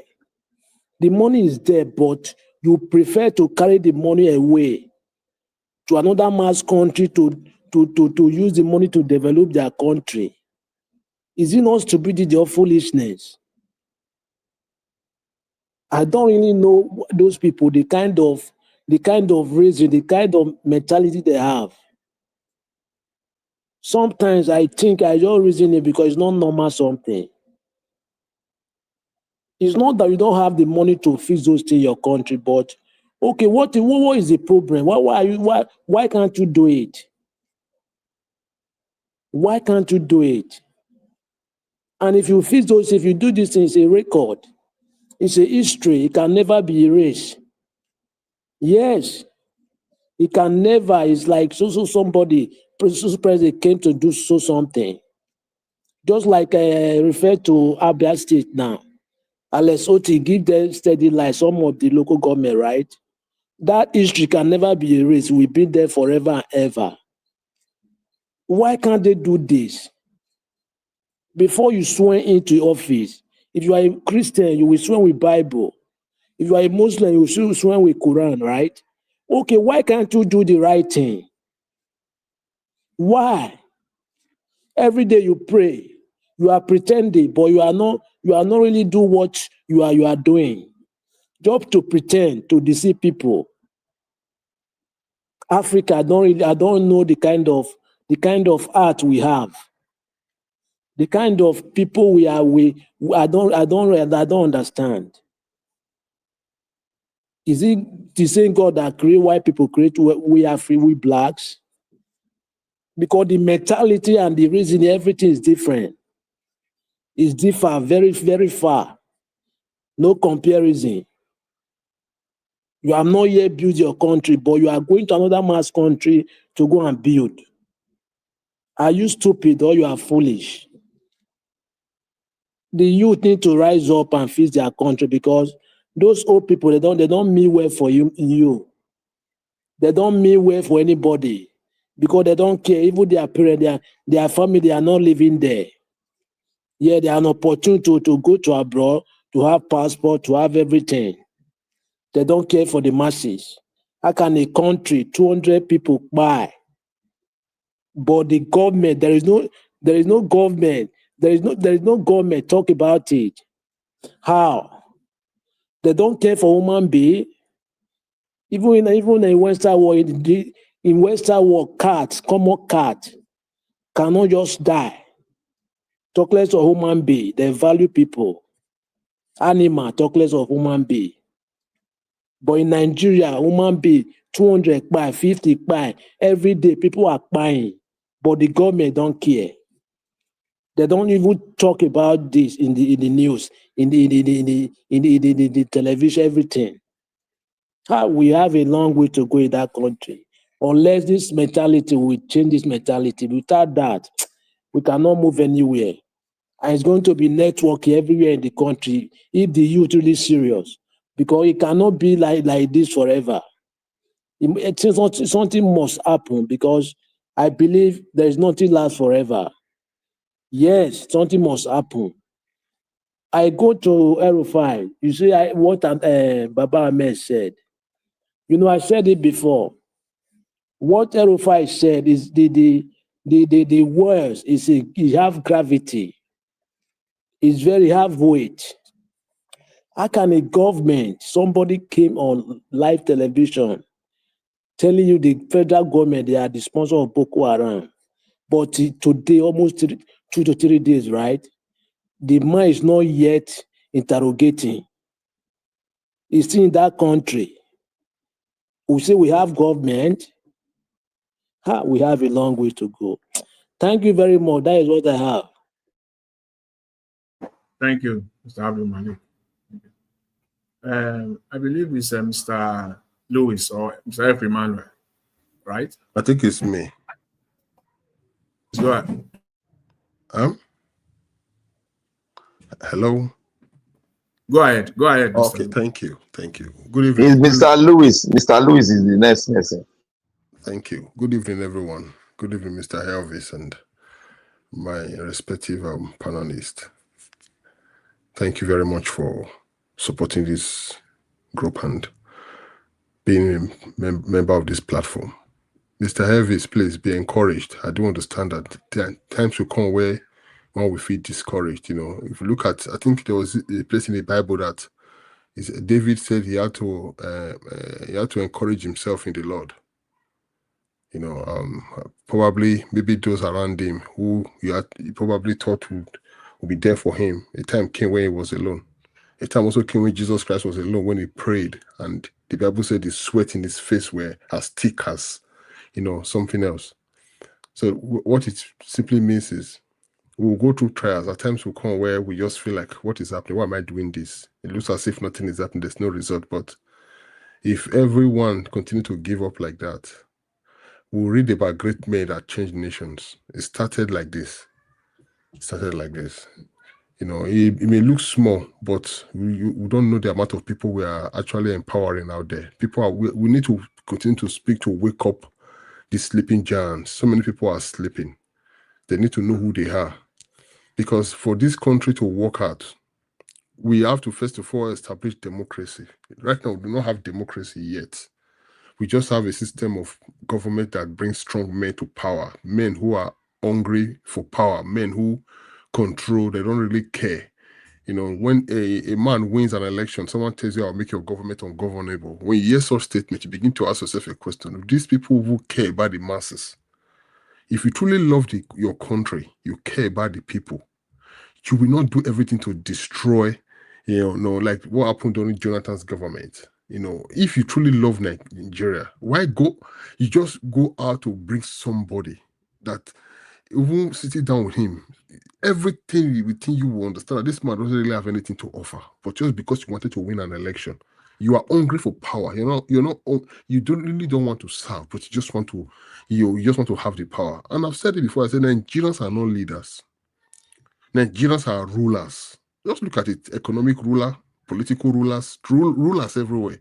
Rulers don't care. A leader will build you up, because they said a true leader creates more leaders, not followers. And when you create leaders, you empower them. You give them. It's like more like an apprenticeship, where they will become fully, equipped to serve. They will know what it takes, and that carries empathy, it carries love, it carries everything. But we have a system that only brings rulers. Then, unfortunately, criminals can easily just take charge of that system, and that's what we have today. Criminals don't have conscience. I've never experienced armed robbery before, and I've seen people who come to talk about their experiences traveling on the highway, what happened, and I just feel so sorry when I read some news and all that. And for me, I've always said, God, please, I don't want to experience this. So if people can do that, it tells you the heart of the people actually, under the affairs of the country. These are criminals. They have no conscience. They don't care. They don't care. And the worst part of it is they think we are idiots, because you can come out and just put up a face like, making everyone feel you actually have, you feel their suffering. You don't care about the suffering of the masses. So the First Lady came out asking people to make donation on her birthday, and I saw it, I was just laughing like, what? What is this woman talking about? People to make donation. I mean, you've made billions of contributions, but if you look at it, she talked about a library. Is it the First Lady's position to talk about a library? If you really want to talk, really want to go into is it the position of the First Lady?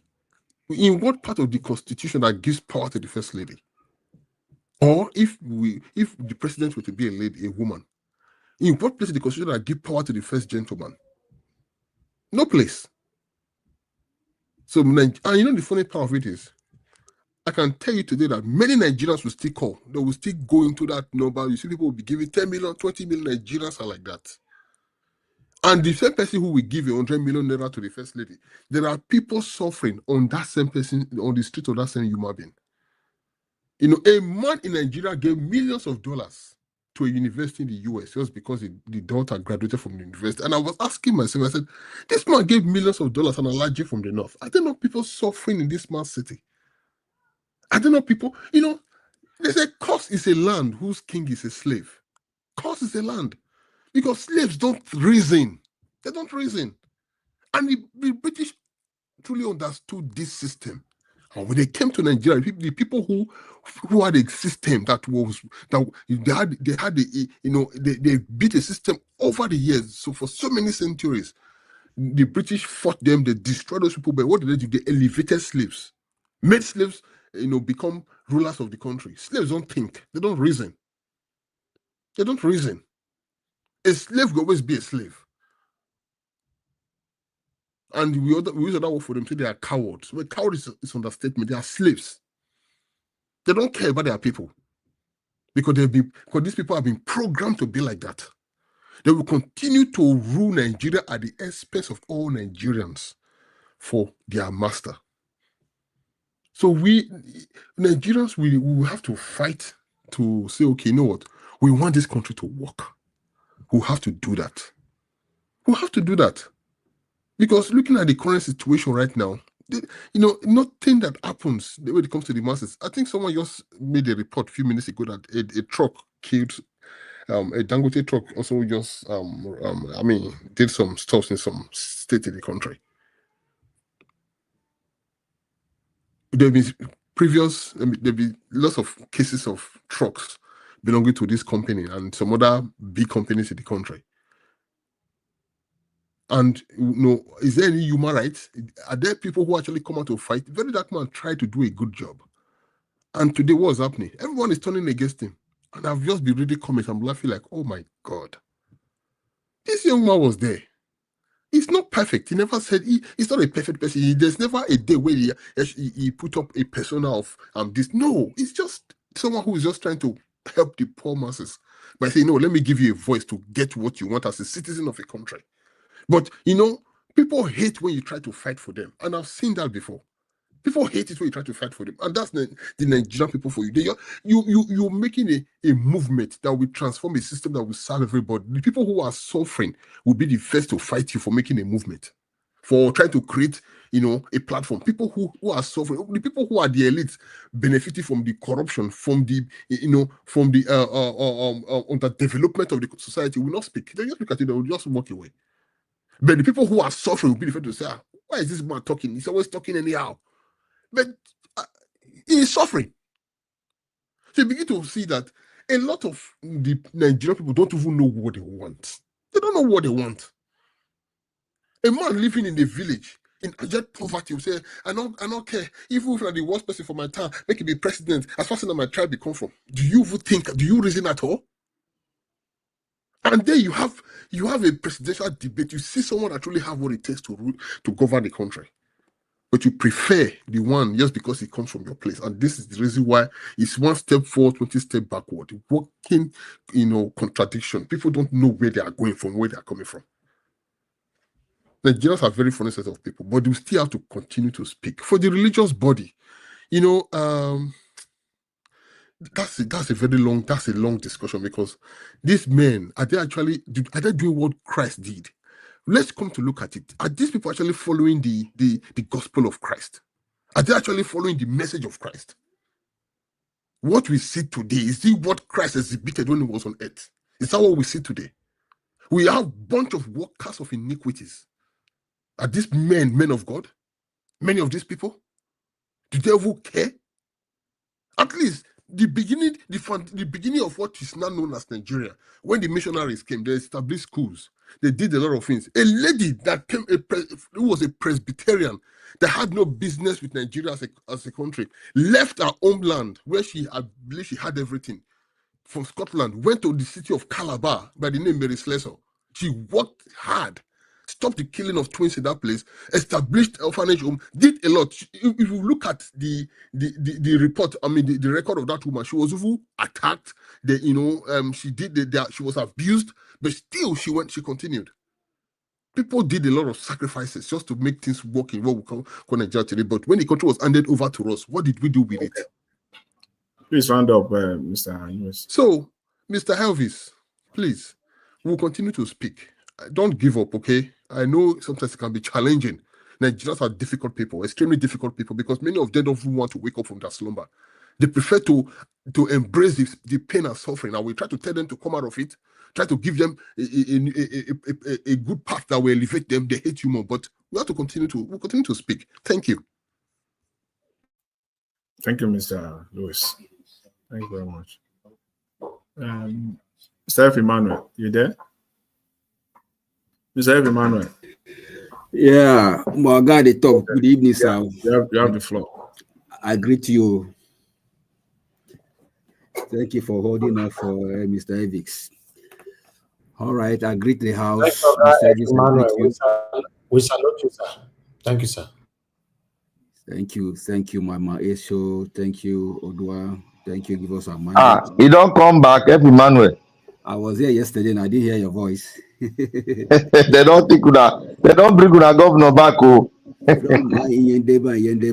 just do themselves. Anyway, brother, it's like the more you look, the more you see. So that's where we find ourselves. This way with us. Sir Louis, I greet you too. Abdul Malik. Inage Sheka, I greet you. My special and beautiful, even though I've not seen her, by the voice we will know who are those that are beautiful. Me, Auntie, Sister Rita Adams, I greet you, ma. Then my Black Panther, Alpha, what are you going to do to rescue our state? We need your I help. don't tell you Rivers State, they not they like to enjoy everywhere they happen. It is well. But Harcourt is now Lagos. That be small. Wow, God will help us. All right. I want to start with I can remember, was it last year? There was a time Tinubu's wife was showing us a video. I think she was doing a garden. Either it's a garden or a farming. I don't understand what she was doing. So the question I want to ask, I don't know, has anybody been able to assess the produce that came out from what she did? Is the produce in the market? At least in Abuja metropolis, at least I should be able to know. We should be able to see what she planted and what she cultivated, because that was what she was advocating for people to, go back to farming and do a little garden in their home. So why I'm saying that is because you can see the hypocrisy that is there. A real farmer, tell me how many real farmers are videoing themselves. A real farmer has time for all those things. But unfortunately, they want to politicize everything. People are hungry, people are suffering. You just stayed behind Aso Rock, one little bushy area, and you ask people to be videoing you, cultivating, doing stuff. Nigeria, Nigeria is a movie scene, sha. People act all kind of scripts, That is what we are. We are so deceitful in our action, in our statement, in our dealings. Everything that enters Nigeria, there must be a way of I'm looking for the word to use. There must be deception. They must find a way to fine-tune it. Something come original, but once you get to Nigeria, they will find a way to change it to something else. Everywhere, from families, church, workplace, everywhere is messed up. We're saying the youth of today are the leaders of tomorrow. But unfortunately, people like Yaya Bello is a youth. He's a youth. At least he got to power when he was less than, I think early 40. He's still a youth. But what happened? So they are learning faster than even our parents right now. So the thing is, no matter what we do, no matter how we pray, no matter how we try to fix it, the only thing is, where are we now? What has brought us to where we are today? It's a simple thing. You don't even need to pray. All you need to do is to do the right thing. Like Obi keeps saying, let's do the right thing. If you do the right thing, even if you don't go to church, you don't serve anything, you don't even do anything, you get results. If you can stop the bad thing, the criminality, the lies now has become our second nature. Everything that must be lie. You meet a little boy at the under flyover trying to sell pure water to you, he will lie. He doesn't have change. A little boy hawking water in the street just to go away with you, especially knowing that you are in traffic. Who taught him all those things? They are watching. Our generation is watching. So if we think that if these old men pass, that our generation will be better, let's think again, especially at this time and age of AI. God will help us, but the help of God will only come based on what we do. That's it. So we can come here, talk and talk and talk. At the end of the day, everybody is looking for his own pocket. If you go to church, that is the worst. We are thinking that, okay, maybe morally, church will strengthen things, will come out and, and speak to government, but no way. Everybody is looking for how to cash out instead of putting our hands together to speak truth to power and fix our country. The only one man I can remember that is trying a little bit is Isa El-Buba. That is the only one man of God I can remember to speak. Others are busy buying private jets, busy going from shore to shore, country to country, doing crusade. It's like the more we want to know God, is the less of him we know. That's why the Bible says ever learning, but never come to the knowledge of truth.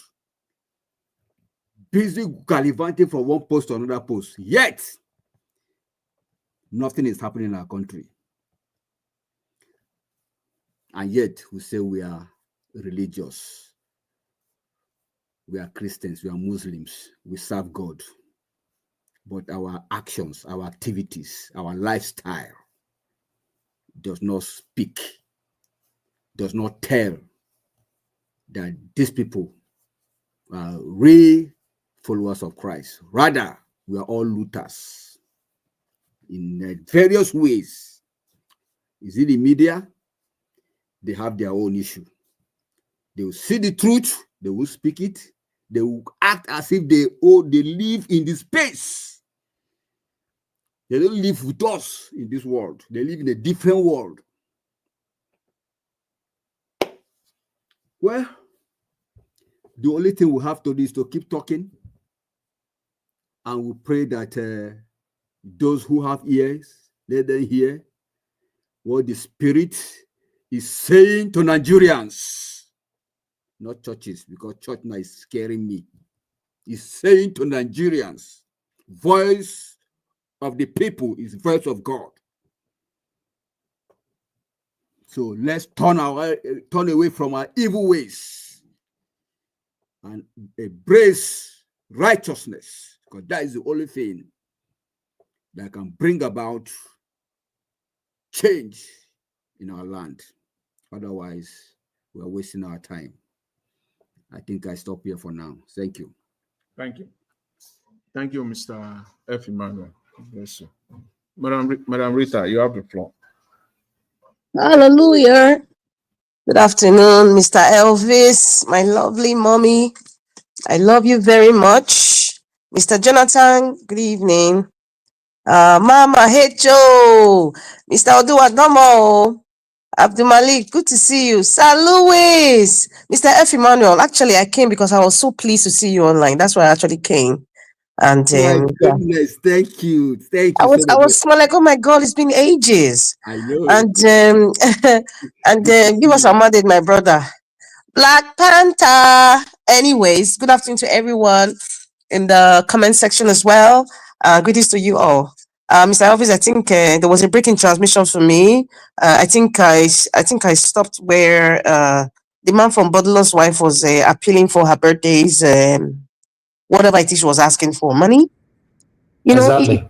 it's so funny. You know, when I look at this administration, I just see copycats, but they copy to make it look like they are real, but it's like another SPV. And they have the audacity, because there's a word Mr. Jonathan used yesterday, what Wike said. He said they are foolish people, stupid. And that's exactly what Nigerians are. Because Nigerians are not going to complain. They increased passport to 200,000 naira. Nigerians don't complain. An immigration officer told me, it's like they're actually waiting for Nigerians to protest. And then they changed it. Nigerians keep quiet. It started when it was 70,000 naira. This is an immigration officer telling me, like, they've waited for Nigerians to complain. They didn't. It stays as it is. 200,000 naira now for a passport. This is starting January of next year. Nobody's complaining. Everybody's passive. Wow. Aren't we fools? And Arita, is that not what I was talking about just now? That all of them, nobody's complaining of nothing. It's just like we've said, but manage that like that now. Did you say 200,000 naira? Well, that is even official price. We know it's more than, it's going to be more than that. Passport, we know enter any serious country. Exactly. Mr. Jonathan, maybe that's an incentive to prevent people from traveling, because the jackpot is people want to even go to Togo self to live a better life. Anyways, as I was saying, the man from Bodlon's wife, she's copying. You know, when you want to do something genuinely and you really, really care and you really love people genuinely, it's not hard to see.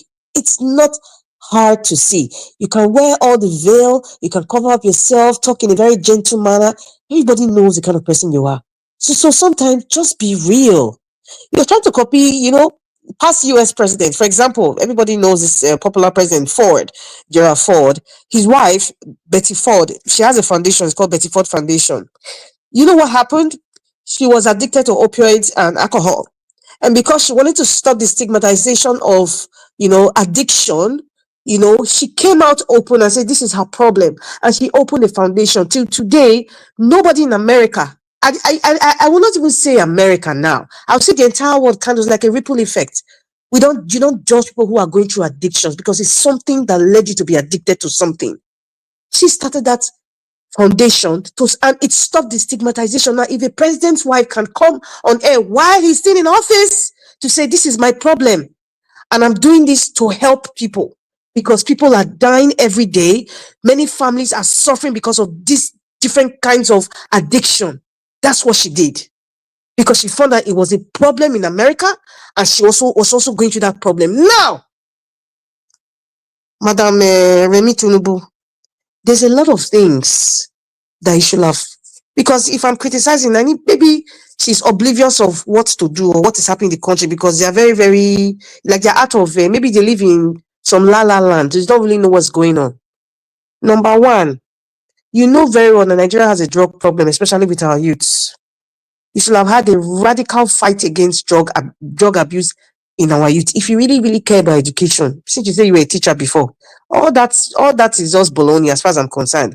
Child marriage, Remi Tinubu, that's a big problem. Pedophilia in Nigeria, it's a huge problem. As a matter of fact, we have seen cases, even in some, like Pekete Family and some other programs, where people, even in the National Assembly, are abusing underage people. Pedophilia. I have not seen female genital mutilation. Yes, female genital mutilation is there. I don't understand this quest for money. In fact, malnutrition, Remi Tinubu, malnutrition. Even children that are born now, how many incubators do you have in every hospital? If you were really serious, it would be radical search for, make sure every single health facility has an incubator. They will know that you're actually celebrating 65 years that God has bestowed upon you in this world. But they don't really give a rat's behind anyway. They don't really care. So in fact, there's so many issues right now, especially that drug addiction in our youth of today, because they are frustrated. Many of them don't know what to do. They are under pressure. What sort of a mother are you? You're talking about library? Oh my goodness. Listen, I went to a university and I spoke to some lecturers when I was in Nigeria. You don't want to know what's going on in the Nigerian system. In fact, I can't even say it. Then this woman is talking about education, library.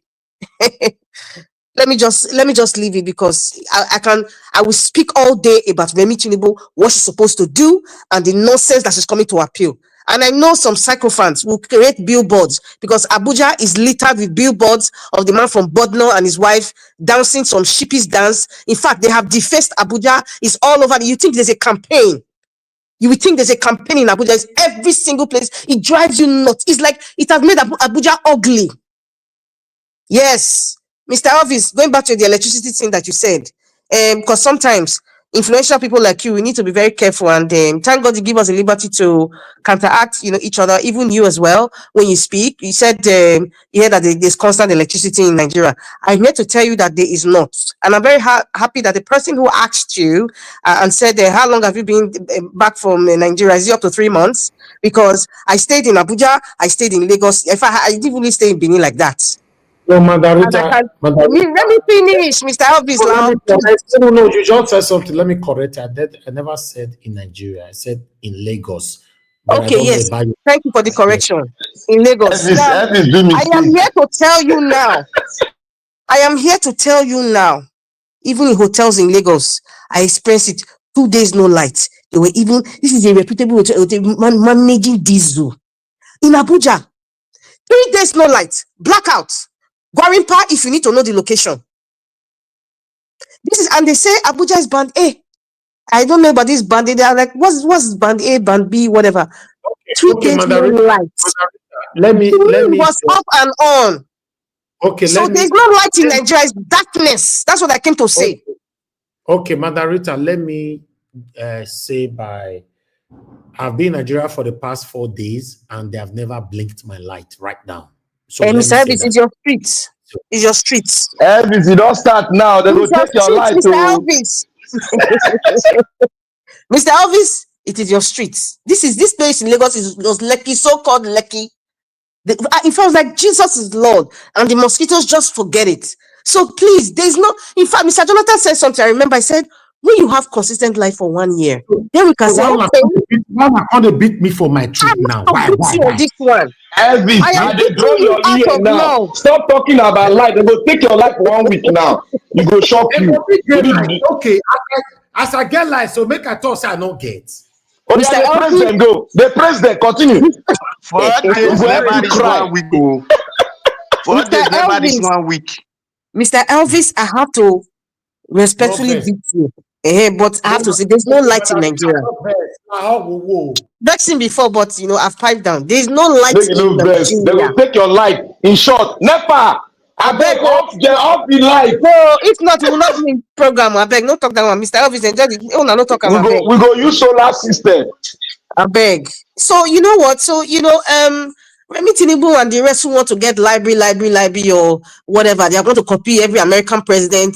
Obasanjo did his own. IBB did his own. He was never a president. Nigeria is just a mess up country. And another thing too, speaking about Nasir El-Rufai, I was in a taxi in Abuja and the taxi man told me this. He was actually from Nasarawa State. And he said, do you know what they call Fulani people in Abuja? Well, he said they call them senior citizens. They are untouchable. So the reason why I say so, because we're going and I saw like cows. I was like, oh, I thought they banned this cow thing. He said, auntie, they be senior citizens. I said, what do you mean? He said, any Fulani senior citizen, they call them, they are untouchable. That is what they are, and it's true. So that's why the immediate from Kaduna, Nasir El-Rufai, will come out and say anything he wants to say from the time of Buhari. In fact, prior to Buhari till date, he has an audacity. I can tell you for a fact that this is my own perception. Nasir El-Rufai is one of the most dangerous politicians in Nigeria. If a man tells you who he is, believe him. I'm saying it, I'm going to repeat myself. Nasir El-Rufai is one of the most dangerous Nigerian politicians alive today. And anytime that man comes out to speak, we can insult him, we can say all sorts of things about him, but we need to listen to him. Because such a man, even if, of course, I look at him like a chameleon, and when you see him talk now, you could see the venom in his face. He's trying to control his anger of what he's not getting in this administration. So he's spewing out little things. Say, I know where they are buried. You can see the audacity. It means that he's part and parcel of the rot, just like what Ahmed Datti said, of what is going on in Nigeria today. Yes. And what Datti was saying, like, was the NS National Security Advisor, the one that calls himself a lawyer, Rubadu? It is anyway. He said, what is he doing now to even question this guy? Has anybody arrested him? No. No, this guy knows so much. I say he's one of the most dangerous politicians in Nigeria today. And I don't think his audacity just comes from the caliphate or people of Nigeria. There are external forces supporting this man, and he feels untouchable. He knows he's untouchable. He knows it. El-Rufai knows he's untouchable. He's daring them. He's giving them little snippets every day on TV. He's daring them. Nobody's questioning him. Nobody's arresting him. What does that tell you? Nigeria's in a fix. Let me tell you something. You see, when Datti was almost in tears, emotional, when I was screaming, I was in a few days ago, and I was talking about those of you, I'm talking from Edo State now, those of you who welcome, celebrate governor, like for example, former Governor Baseki, North America people are they talk. I don't talk about, because I don't live in Europe.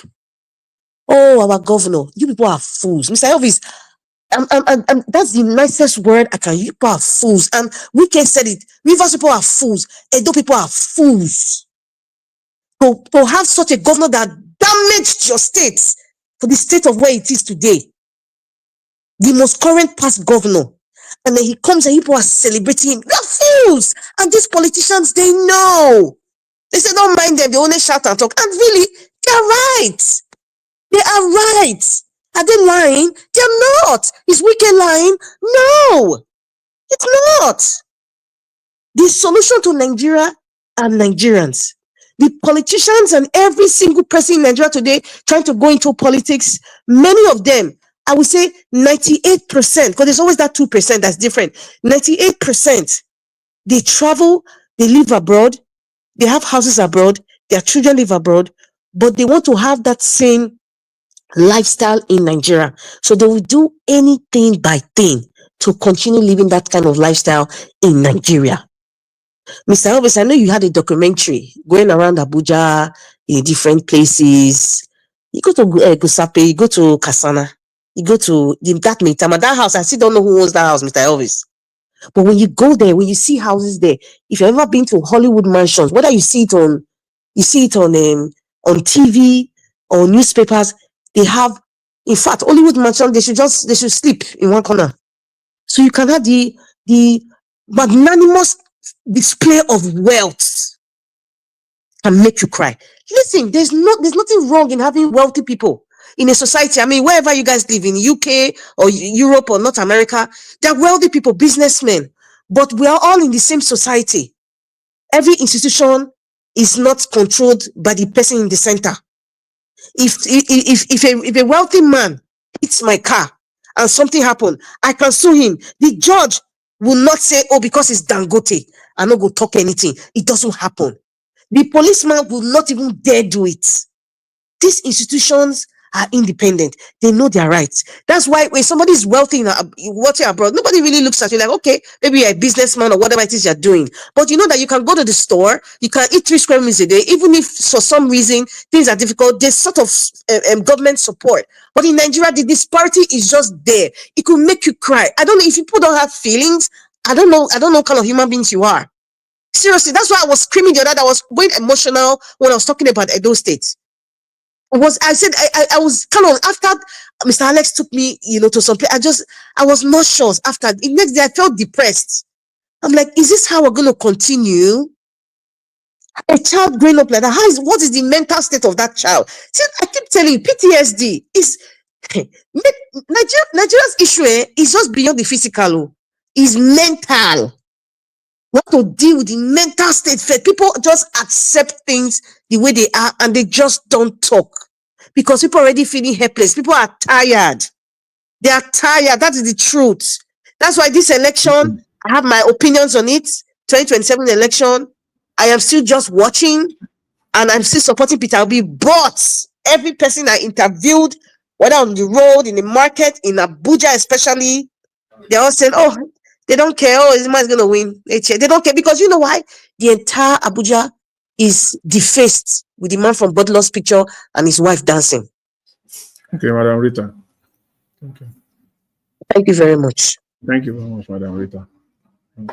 Mr. Elvis, there. I think Madam Rita is the last panelist to speak. Hello? It is not there. Then maybe everybody should have a 1 minute or 2 minutes before the end. Okay. Let's be talking around among ourselves. This baby's made a fake game. Okay. Not finish you. Me I suppose talk. Anyway, thank you. Well, Nigerians, you see, those who has money want to have more, but they will tell you they have nothing. That is why Remi Tinubu, you people call it first lady, because me I did not know the reason that is first of the lady. All lady are ladies. Whether you are president wife, you are not president wife, you are a lady. So president wife that his husband went and buy yacht that they are using to drive inside water, inside Atlantic Ocean. Did not tell the husband not to spend Nigerian money to buy yacht. Her husband went and buy aeroplane, which they call private jet. He did not want her husband that Nigeria are suffering. Now, he said they has money, that they don't need Nigeria money. Office that doesn't exist. Her husband pump Nigeria money into it. Then she's here telling you that her birthday, if you want to donate, you don't need you to come and buy him flour or cake or this. Put the money into Zenith account that you want to build library. If you want to build library, the money that your husband collect, that bullion van, can't he build library? The bullion van, you people said it is your money, you have it. Can't he build library, whether international library, local library, village library, or city library? Do the husband not have such money to build it? You are not telling Nigerians. Shame, on a shame, they shame us. Oga Odua. Sir? Nigeria get National Library for Abuja. It's beside the longest tower in Nigeria. It's beside it. They never complete them. She dey scam Nigeria with this one. So she's telling Nigeria that you want to build library, just donate money to her Zenith account. Well, if you want to build library, what is our business? You say whether you're a teacher. How many schools have you built for Nigerians? It's only, it's part of, you can see that it's part of their lies, it's part of the lack of transparency. That account she gave out.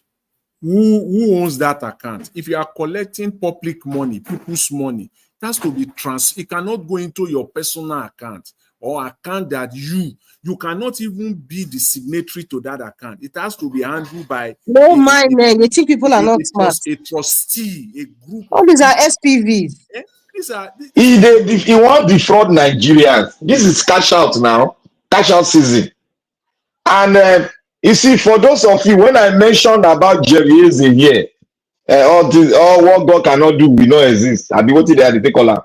Some people will say, don't talk to my man of God. See, so I don't even know, say we still have gullible people in coming to Nigeria in the comment section. So I should not talk about that Oga Jerry. You think that one is a pastor? What is wrong with Nigerians? What is actually wrong with us?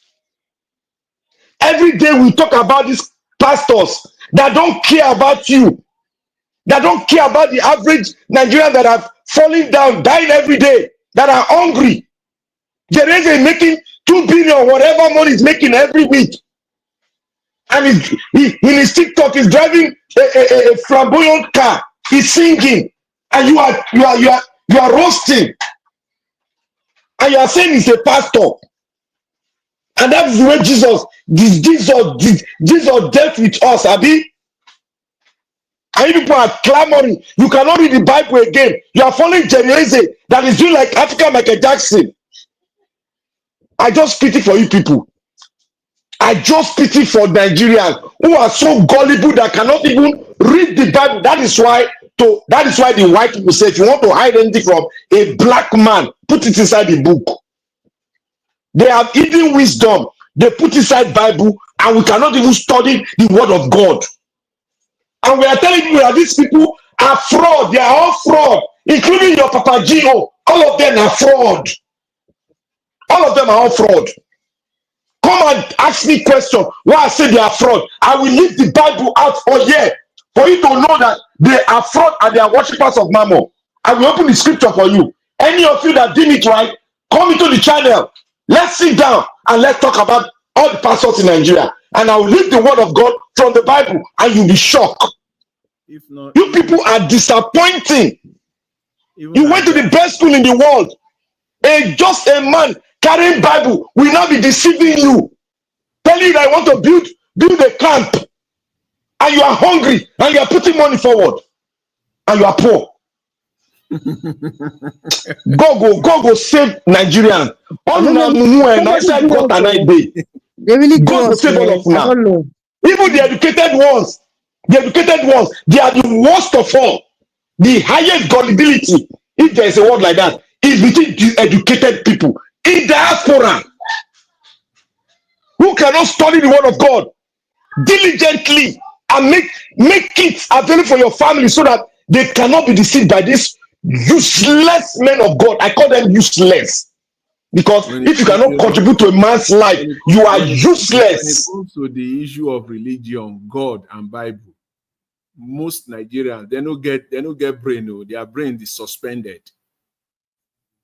You know, because you will see an average Nigerian that will carry his or her Bible on a Sunday. He will go to church. He will absorb all the nonsense and all the rubbish from so-called pastor.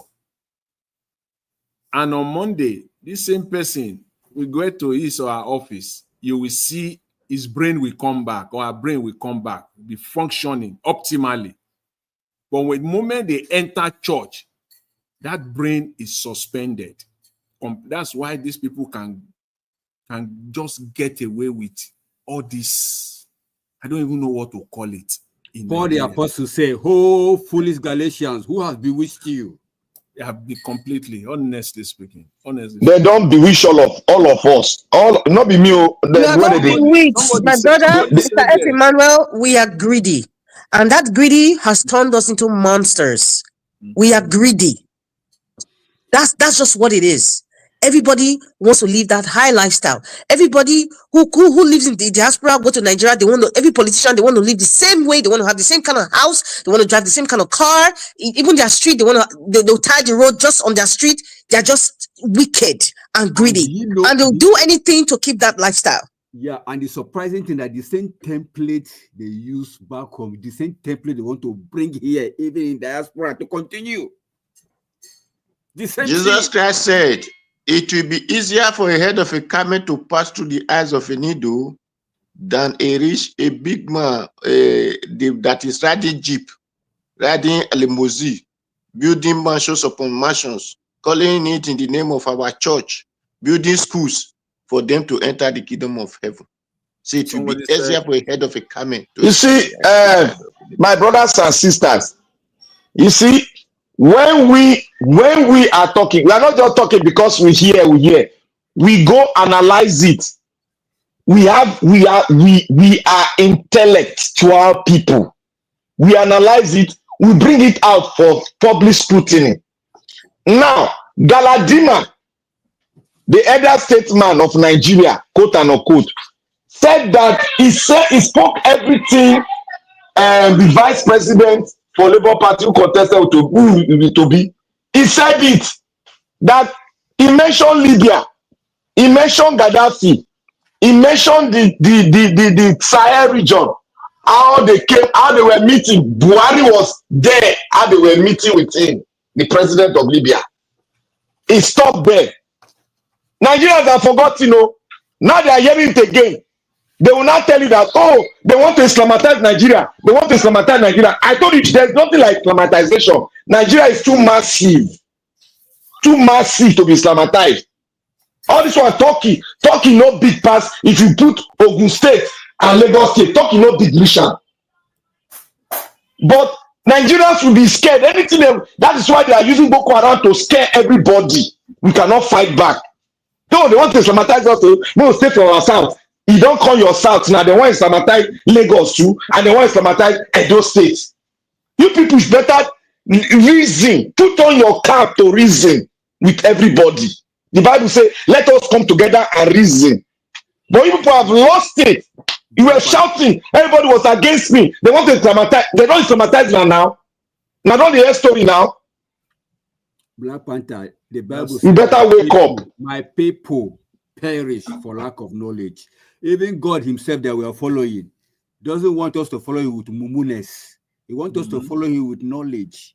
Knowledge. But we are perishing. We are following him. He identified us as his people, but yet we are foolish. So because we lack knowledge. So that knowledge that we lack is what has kept us into perpetually poor and in danger. That is it. I can guarantee you. You see this solicitation from Tinubu, Remi Tinubu. The largest of that money that they will donate will come from the church and from the mosque. And from the federal government. That's a money laundering. That's a money laundering move. Yes. Big time. There's no law like there's nothing like money laundering for Nigeria again now. What pays me? People will say, I want to sow seed. Rubbish. Sow seed. Now so Jesus Christ teach us. Sow seed. Don't be to sow any seed. Now to call it. They sow that they plant seed for ground. Now get bank wait for Jesus bank. You see, if we don't move ourselves, let's not use religion to move ourselves. Let's even use academic to move ourselves better than using religion to move ourselves. If we are moving ourselves with religion, that means God is fake. Why would they move ourselves with religion? Why will religion come into the emancipation of your own people from poverty and evil governance? Why should you bring religion into it? You got to sit down and fight. South Africa, they fought. Zambia, they fought. Zimbabwe, they fought. Ivory Coast fought. Civil war, better than Kita himself. Libya, they are still fighting to get what? To get a better country. Why is it that Nigerians are fidgeting to fight? Must you be losing people easily on the streets? Black Panther, what we have in Nigeria now is even worse than a civil war. If it were to be a civil war, we know that it is civil war. You see, this is insecurity. You are very right, Mr. Jonathan. It's worse than civil war. It's even worse than civil war. The number of people that are buying, that you see, compare it to what is happening in Gaza now. The number of people that are buying in Gaza. Nigeria is outnumbering the number of people that are buying in Gaza on a daily basis, and that's a full-blown war. Okay? So what we are facing in Nigeria is even worse. See, this war in Gaza has been going on now for almost, it will be almost 2 years. It will be 2 years next month now, or thereabout. 2 years. About 60-something thousand people don't buy. Please, let them bring the staggering statistics of people who don't buy in Nigeria for you in the last 2 to 3 years alone. Then you will know that what we are facing is even worse off than a civil war in Nigeria. It's just, it's crazy. Somebody once said that if you want to sell a fake bridge to Nigerians, just go to church or go to mosque. You will sell it very, very fast, a very fake one. That's where you will go and you will sell it to them, and they will buy. Educated people, they will not think. Their brains are suspended, completely suspended. I don't understand. Maybe for selfish reasons, for self, I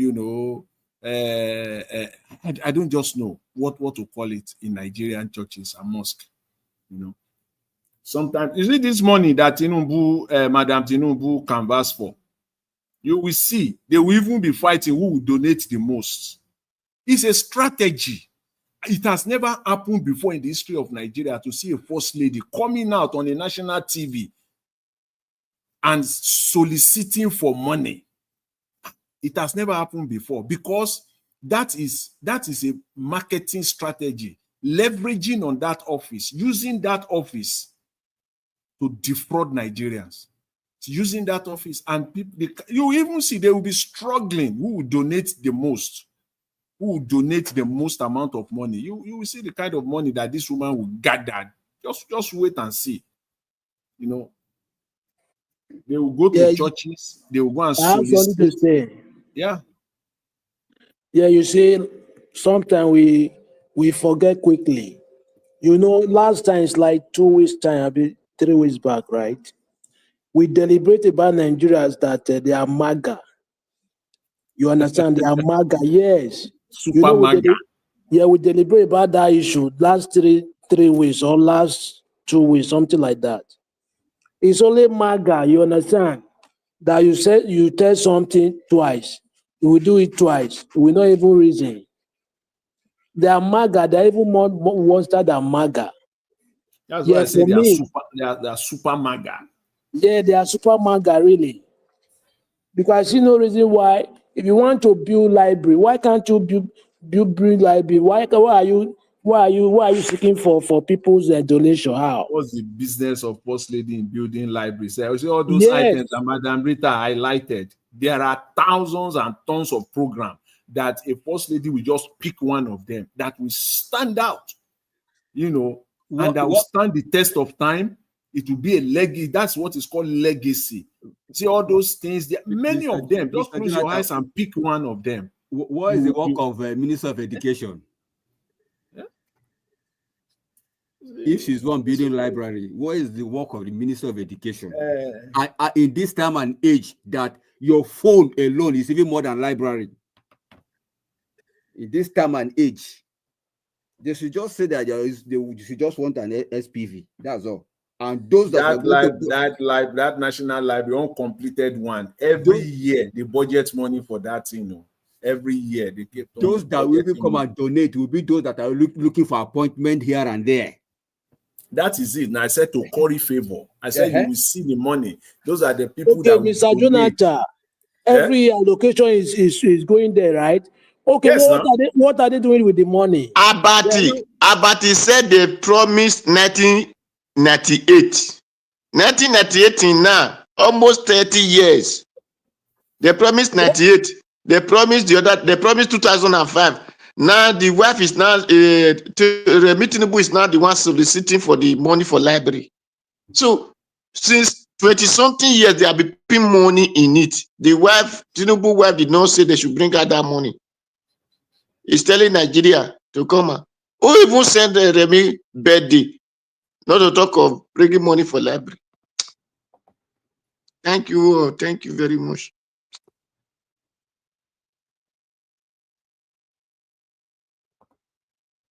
Mr. Elvis, are you there? Can you guys observe something? We will be streaming, Nigeria will be streaming live for the betterment of the people. No, if you see Nigerians where they share and they not reach 1,000. Exactly. Jerry Day will be like a Jackson pastor. He go do one stream, he go get 2 billion naira. Oh. You can see how we have problem in Nigeria. Every Nigerian is mentally having psychological problem. Do you know? Big one. This is what Daddy Free said. Nigerians don't get access to data. This is exactly what Daddy Free said. Daddy Free one day said, "We are not encouraging access. Nigerians can give more into Jerry Eze, and they cannot give more into things that we actually better the society. That there is a problem somewhere." So now, but he said like.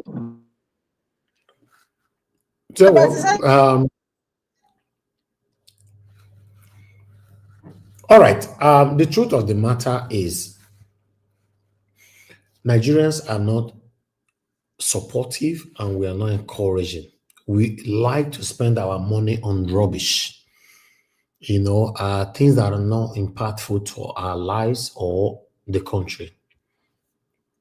Like you mentioned, that pastor just now, Jerry or so. To be honest, if there are people there that will counter you, a lot of them have been captured to the extent that there's nothing on earth you will ever say again that they will listen to. So just let them be. But look where we are today. The good people that are doing the right thing, nobody support them. See how they are beating Very Dark Man everywhere, whereas many of us cannot do what Very Dark Man is doing. You know, so it's crazy. We're not encouraging. I've said that so many times.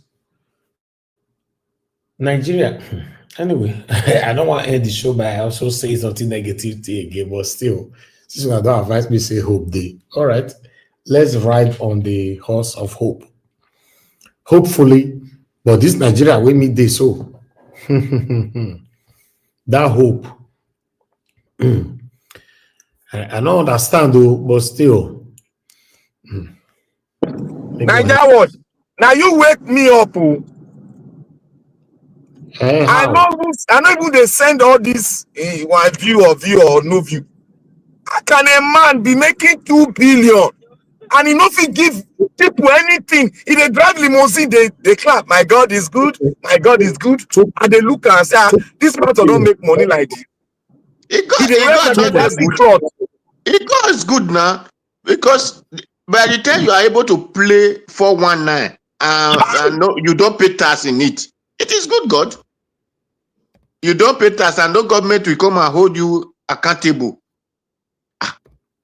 A small time we go and build university. While the members, the followers will be shouting, Nigeria hungry your day, send us 200 euro, send us 1,000, send us this. If you send them the money, now this one you send.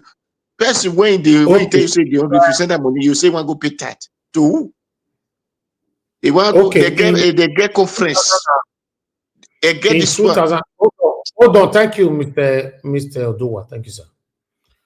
In 2024, you know, from March to November, Pastor Jerry Eze recorded 7 billion naira we make for YouTube.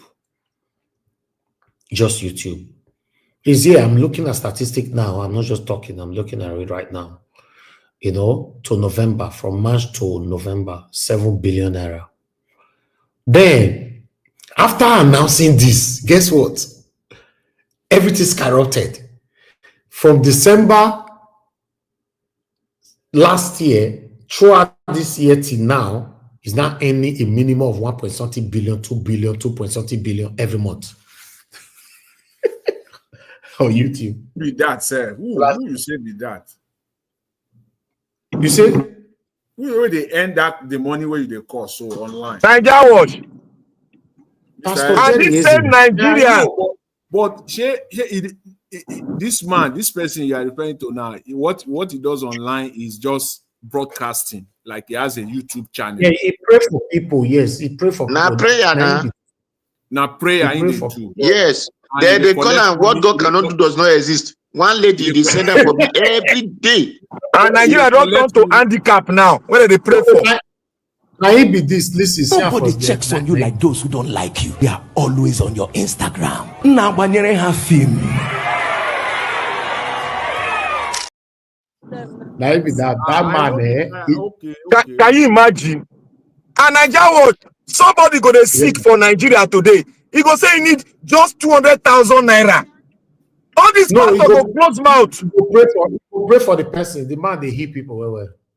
Now we they hit people. I don't know if they forget that who they heal. Black Panther, you're talking about somebody needs 200,000. Wasn't it this program? Mr. Elvis played a video of a woman who lost her twins. How much did they ask her to pay? Can you imagine? It was less than 28,000. 28,000. She couldn't afford it. So that one is even high itself. Some people pass away because of 5K. You won't believe it, 5K. The country is meant to. I don't. Mr. Elvis, I don't know what you're doing. I don't know what you're doing in Nigeria, but I really admire your courage, and I really support you in anything that you're doing. You know, you're just a great guy. Not be the same Nigeria you for come on last week, so. Yes, no, I'm just trying to say, you know, how terrible and bad the country has become. The country is rotten. I don't know if it's redeemable. I really don't.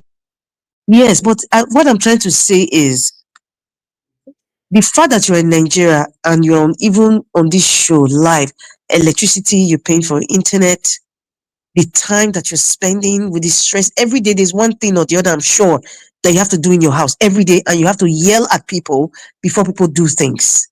That's just the Nigeria. Nigeria is stressful on its own, except if you just decide to be mute, then maybe you have some mental health problem when you come back, or you have to speak up. But Nigeria is not the Nigeria that you and I knew anymore. I'm just trying to say it. It's not the same anymore. The people, the environment is not the same. Since I came in, I've been complaining. In That's it. fact, this country, oh God, I say, I ought to pray, may God not make me make decision that I've seen some of my friends where they don't make in the past, say they will never step their foot for Nigeria again. I pray may God never let me make that decision. At least when I've seen how much I love this country, how much I've put in my time coming out every day to talk about the country, and not just talking about the country, I also spend my time inside the country. But if we need to be honest to ourselves, this country is not working at all. It's not working. Just 4 days I don't spend for this country. I don't become a talkative. So they talk. What is happening? So what about if me, myself, by God's grace, we're not the hungry and I talk like this? What about others? It's crazy. I went to church this Sunday, so God. Now wow. Now wow. It's crazy, man. I don't know how I want to survive. Okay. This was when I went to church because I recorded myself. Watch this video. Okay, when I was on the church car park. You know.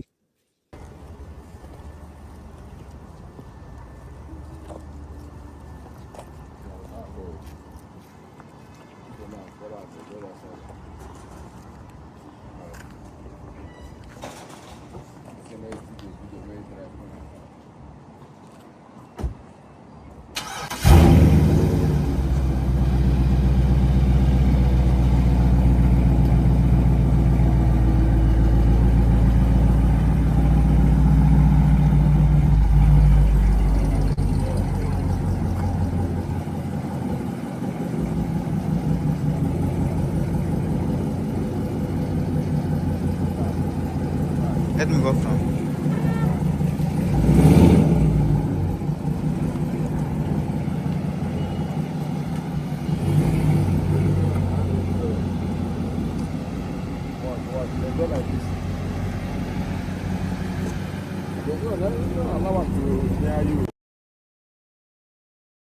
All right.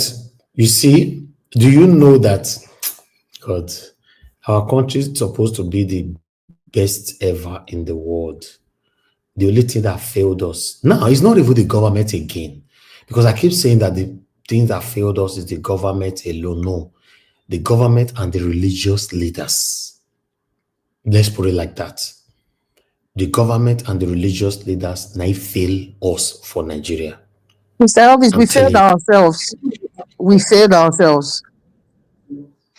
No, it would have been much better. Would have been much better if we were having these two doing well. We will follow the full step. But Once they we are follow not. the full step, that's the thing. Don't we have a mind of our own? That's why I say we failed ourselves. We're cowards. You've used that word before. It's cowardice. When you see the leaders are doing something wrong that's not benefiting you, you keep quiet, you're subservient, you revel in it, you support it, and then you not say, no, you should have your stance to know what is good and what is not good. But because we are greedy and because we are gaining from this unstableness, you cannot blame in fact, is it Tinubu that said the man at the airport to collect money for? Did Tinubu send him? No. We failed ourselves, Mr. Elvis. Madam Rita. Because if we're people who know themselves, any politician that misbehave and it comes to diaspora, we should not So be honest, them. if we're having good leadership, man, a lot of mindset will change. I'm telling you. Sheep and shepherd in a way style of followership. Yes, this thing you just said, let me tell you, you remember in 1996 when they were terrorizing Benin, they were terrorizing Benin City. So they were soldiers sent by Basejo, then in First Junction by Sukbomba Road. So the soldier man were collecting money from bus driver, which I was inside that bus. I told him, soldier, you are collecting money. Did you know what the soldier man told me? He said, I should go and tell Obasanjo not to collect bribe. He said, if Obasanjo did not collect bribe, he said he will not collect bribe. So see, we are the problems of ourselves. We failed ourselves. Mr. Evans. Yes, sir. Yeah, you say something. You say, let's tell ourselves truth. The government, they are the problem of the country. You know why? I will tell you reason 100%. If government implement law and enforce the law, they enforce the law that anybody that they can't collect bribe, if you go to prison 10 years, nobody will collect bribe. They are the problem. They are the major thing. I was discussing if they put the law, nobody will do it anymore. Mr. Abdul Malik, what you just said now, I was discussing it with somebody this afternoon here in Nigeria, here in Lekki. We were just talking, and I said, if we have zero tolerance for corruption, and any politician caught stealing money or through corrupt way or anyhow, and is spied, before you buy reach 3 or 5, I say within 6 months, you see Nigeria will be better. The guy said no. He said within 3 weeks, everybody will stabilize themselves. Everybody. Yes, it's true. Everybody. He says 6 months is too far. He said within 3 weeks, everybody, when they really know, say this person confirmed, say they buy him for just little money where he thief for office. He said the country will become better. Then they can also talk about Yahoo. Because okay, what about Yahoo? He said yes, they shouldn't put a capital punishment on Yahoo, but they should put at least 40 years from Yahoo, where it's still 1,000 naira upward. 40 years. He said you will see the country will become the best in the world. Say at least. Listen, Abdul Malik, I support you 100%. If government pass law, implement law, and enforce the law, the citizens will not have no choice than to abide by the law. But at the moment, now the country, that is just it. Exactly. The country be like country where you're not even sure who's governing you. We are not sure who is asking even the government themselves questions. Everybody just do what it's an auto drive. Yeah. Yes, Wiki can come on air and say rubbish. Nobody asking question. El-Rufai came on air to say all bandits should be pied, all of them should be bombed. The remaining 5% should be. He contradicted himself on the national TV. Till now, nobody have, even Datti Baba-Ahmed have to come. This part of what we're talking about today have to come out to say that El-Rufai should be arrested for that statement and all that. But because he contradicted this, he was confused. He was saying, no matter how criminal we try to be smart, they will make mistakes. They will leave traces for you to know that they were lying. No matter what. Now make you the CCM robber or go rob for somewhere. Whether they command or forget 1 or 2 things in most cases. Now that thing where they forget, now people will take trace them. See, people will consider one forget he has key, one forget this, one forget that. It happens. So the country at the moment is that the citizens are not sure who is governing them. The people governing us, nobody is questioning them. Like Madarita stated earlier on, the 200,000 naira for renewal of passport or for a new passport or whatever it is, nobody complained. In fact, everybody is complaining inside their room in this country. There are more criminalities going on in Nigeria right now. More boys believe that the only way you can be successful, you see successful people driving nice car and all that, is criminality. They want to engage in criminality to meet up with you stylishly, secretly, and otherwise competing with you to be like you. Why the girls, majority of them are selling their body right now to sustain their it's crazy. Apart from the girls, married women, now sleeps around I'm telling you, the country is upside down. I'm telling you, the country is upside down. I don't know any other word I can use to describe it. A lot of my family, a lot of my friends, they have asked me for the past 4 days. I came in Saturday night, for the past 4 days. Oh, what are you doing? What are you doing in Nigeria? What are you doing in fact, that country? Between you and I love this country. I be personally, I love Nigeria. I love my country. I love my country. Nothing is really happening in abroad. Let's be honest to ourselves. All of you listening to me now, tell me what did they happen for abroad? Not be go to work, come back, go your kitchen to your bedroom to your living room, your guiding if you get guiding, or if you not get guiding, your balcony. Then you go on the street and walk, and people ask you, "You're right. The weather is nice today." You say, "Yeah, it looks like it's gonna rain." Yeah. Finish. Our lifestyle in abroad is repetitive, is the same thing and all that. So the feeling of you and your country is different. That's why you see people like us fight. For me, I'm number one person that want Nigeria to work. Yes, I love my country and I've invested in this country. I want to live in my country. I want to visit abroad, just visit abroad, and come back to my country. Oh God, you won't get it. Mr. Elvis, yes, you are absolutely right in everything you just said. The truth is, I love Nigeria also, and I guess many of us here, we love Nigeria. I have a lot of stake back there, and there are so many families that look up to me because I have to pay their salary every month. They work for me there. And the truth is, it's annoying.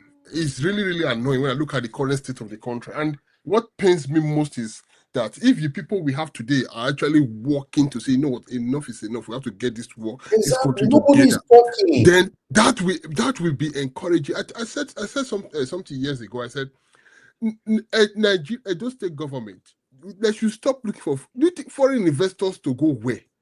They will never come. The only people that will come are Chinese. Chinese people don't care. Those people, they can go anywhere because they are used to jungle life, so they don't really care. And when they come there, they come to a place. They are very intentional. They know what they want to get from that place. But the only way we can make Edo State work is to first of all invest on the people, invest on because Edo State should be a tourism hub. It's one of the most traveled states in Nigeria. If invest on it, but when the people don't see that, sorry. And they keep running for foreign investors. They're never going to come with insecurity, with the deplorable state of the only way, Sir Louis, the only way Nigeria can work, we need to get it right from the top. All this one we are just saying, governors should do this, the other one should do that. When we have one or two persons suppressing and pressing their neck, when you and I know they see. The only way Nigeria can work. And that's why you see I'm here every day supporting Peter Obi. I'm not the Igbo man. If Peter Obi become president tomorrow, he will not be a president of Igbo people. He's going to be president of the Federal Republic of Nigeria. And that's why many of us are here. If we get that number one seat right, many other things will follow. I don't expect Peter Obi to come into power and become a perfect man. Obviously, mute yourself. The child is... I don't expect Peter Obi to come into power and make Nigeria better overnight. But at least I'm certain. When I said I'm certain, I don't know why I have that strong belief that Peter Obi will be better than every single president we've seen in the whole Nigeria. I'm telling you. One, Peter. Yes, ma'am. Sorry. Go ahead. You were mentioning number one. No. Go ahead. Talk to us. Something just came into my mind now when you mentioned Peter Obi. If I had the opportunity to ask him a question, and please, anybody who has the opportunity, please ask him this. If you were to become the president of Nigeria, can you name two policies, just two policies, or maybe three, that you are going to adopt that would stir up the country immediately? For example, like what the man from Bodilo said, subsidy is over. Within 24 hours, everything changed. I need to know what I don't know if he has thought about it. What will he do within 20 that would steady, that would shake the country? Because we don't want one month or committee. We want something that will shake immediately. That is either you leave the country or you abide by the rules. Madarita, now God will bless you. We don't want anything that will say, oh, it's a process, we are working on it. No, because we don't have that patience. But hold on, sir. Unfortunately, Madarita, all the platforms Peter Obi is visiting, all of them are romancing him. They're all finding out. I don't understand. Exactly. See why I say we are the problem? We are the problem. They don't know what we want. If you give them 5 minutes to talk, they'll use 4.5 minutes from that 5 minutes to praise Peter Obi first. That's why you see the right question and not be asked. I'm telling you, Peter Obi will become president tomorrow. You see that, God forbid, the man might just be confused because people with the hail are too plenty. And I bet you, right to this date down, because I'm very certain Peter Obi will become president in Nigeria. Amen to that. Amen. Amen to that. The day we will question Peter Obi, you see all these satanic people will now come to say, he don't do now, only 8 months he don't do office, leave him. Like somebody, when I see somebody for comment section that they will say, more no question of Bible because it's only 8 months in office. So, Sir Louis, go ahead. You wanted to say something quickly. Yes, a quick one. Of course, you just spoke about when Peter Obi, whenever he visited any of the platforms and the people questioning him, ended up praising him. It's a Nigerian thing. We love to praise people, and we are not good at actually coming to the table to say, you know what, you are our servant or you are our leader. You were elected to serve us, and now we as a Nigerian people, we are coming to you to ask you questions to focus. You are answering questions. Tell us now. Perhaps our culture is what's affecting us. Don't you think so? Thank you. Yes, of course. That's subservient traits of our culture. Have you seen when we bring a guest here, we'll be praising the guest here? Have you ever seen that? No. It's not possible. No. We go straight to the point. No. Ask questions. There is a problem. When Peter Obi was talking, Peter Obi said something, and this was the reason why I said the Nigerian people are the people that will get Peter Obi elected, not the elite. Peter Obi are the I see a man right now that is all this year elite. They say our governor moving to APC. All of them, when you want vote, they get. The time you say Nigerian one vote for now. Mr. Heavy, the country, the corruption in Nigeria. In fact, the word corruption is understatement. I don't know how to define it. Now, Peter Obi said something. He said something one day, and some people were saying it in a different platform 2 days ago. I just fell into one platform on YouTube. They said, how can the only seaport in Nigeria be the one working in Lagos? You have now they have seaport in other parts of the country, but the Nigerian constitution, the freeway is only by the federal government. So the state government doesn't have a power to actually develop a seaport. The must come for the federal government. Only Lagos seaport is working, but you have Port Harcourt. You have. I'm sorry, Mr. Lewis. So yes. Governor Obaseki knew that he wouldn't get the powers to do Gelegele seaport, so he lied, telling us that he was going to make Gelegele seaport. My dear.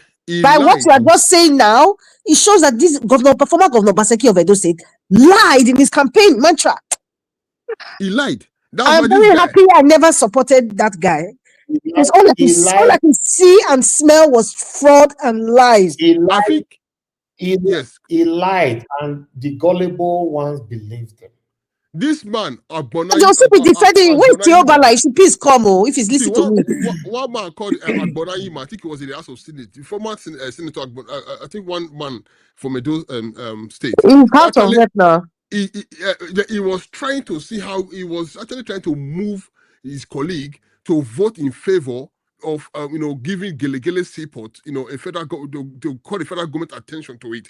On the sitting where the matter was tabled on the floor. Very few people, not up to 10 people that attended. Majority of them didn't come. See, you asked a question just now, Lady Rita. If I become Nigerian president, let's say I was elected, the first thing I will do is to first of all work to set up, to bring down the constitution, to bring a constitution that the Nigerian people will approve, a constitution that will work. Because what we are currently operating is never going to work. And everyone has said it. Unfortunately, people are still... Mr. Louis, that will not fly. Remember, we are supposedly practicing democracy. So the Senate had to talk about it before it can... Except if the president wants to do so. If the presidency really want it, it will work. This Robert Stamp senators, it will work if the president really want it. Like I said, what you all are calling for now will be difficult to actualize in Nigeria until we get the number one person right. I'll continue to say that it will be difficult. Unfortunately, nobody you will send to the House of Rep now or Senate that can perform. I'm telling you, it's going to be only 1 in a million, and that one will be facing a lot of pressure. It's not easy. In fact, it's not working. It's not working. When they told me the suppression that the new elected reps and senators face, when it comes in, the room they put them to educate them how they will behave in the house, I was shocked. I was shocked. I'm telling you, it's not going to work. Until we get the number one person right, a lot of things will not work in Nigeria. And don't worry, even Nigerians, even though they are not talking right now, I still strongly believe that the way Nigerians go take shame APC in 2027, the way they will take disgrace them. The only fear I hear the fear now be say they might end up bringing it, will not say anything to do. But say Nigerians go vote APC. How? How? What would be the reason? It's impossible. It's deja vu. Listen, let us be realistic. We saw what happened to Itaobi. Who owns the courts? Let me tell you, EFCC chairman's tenure, Yakubu, I think he's ending in 2 months' time. And guess what? It's going to be a Yoruba person that's going to be INEC chairman very, very soon. That's what I'm saying. That. And then you want to take it to court? He owns the court. Yeah, that's what I'm saying. That's what I just said. I said Nigerians will certainly turn up, or rather turn against APC, except they rig it. So either they rig it through INEC or ring it through judiciary. Rig it is ringing. That's what they did in 2023. The point is Nigerians shouldn't accept it. If they accept it, then they should just, whatever they see, they should take it like that. So that's why I said everybody is very passive right now. And we are the solutions of our problem. That's the truth. Every Nigerian knows. Or because we have been beclouded by greed, self-centeredness. They'll say, anyway, my sister is there, my brother is there, okay, we'll manage her like that. That's what we're talking about. Common passport. There's no protest on that. Even Shore, you people are saying Shore. I Shore come out to these people to go to immigration and to what's his name? Tunji Ojo office. I don't know, was it Tunji or Tunde Ojo's office to say this 200,000 for passport, 10 years passport is absolutely ridiculous. Where are the activists? Where are they? So everybody's in the game. Margarita, we don't have activists anymore. Check those states now. Where are all our activists and all our those survivors in society? Where are they? Everybody's quiet. Civil society. Hunger has made everybody quiet. Hunger, subserviency. People have lost their self-esteem. We no longer have strong men that will come out and speak. They don't exist anymore. Even if they exist now, they are very, very old and frail. We don't have those men. Where are they? Where are the men of Nigeria?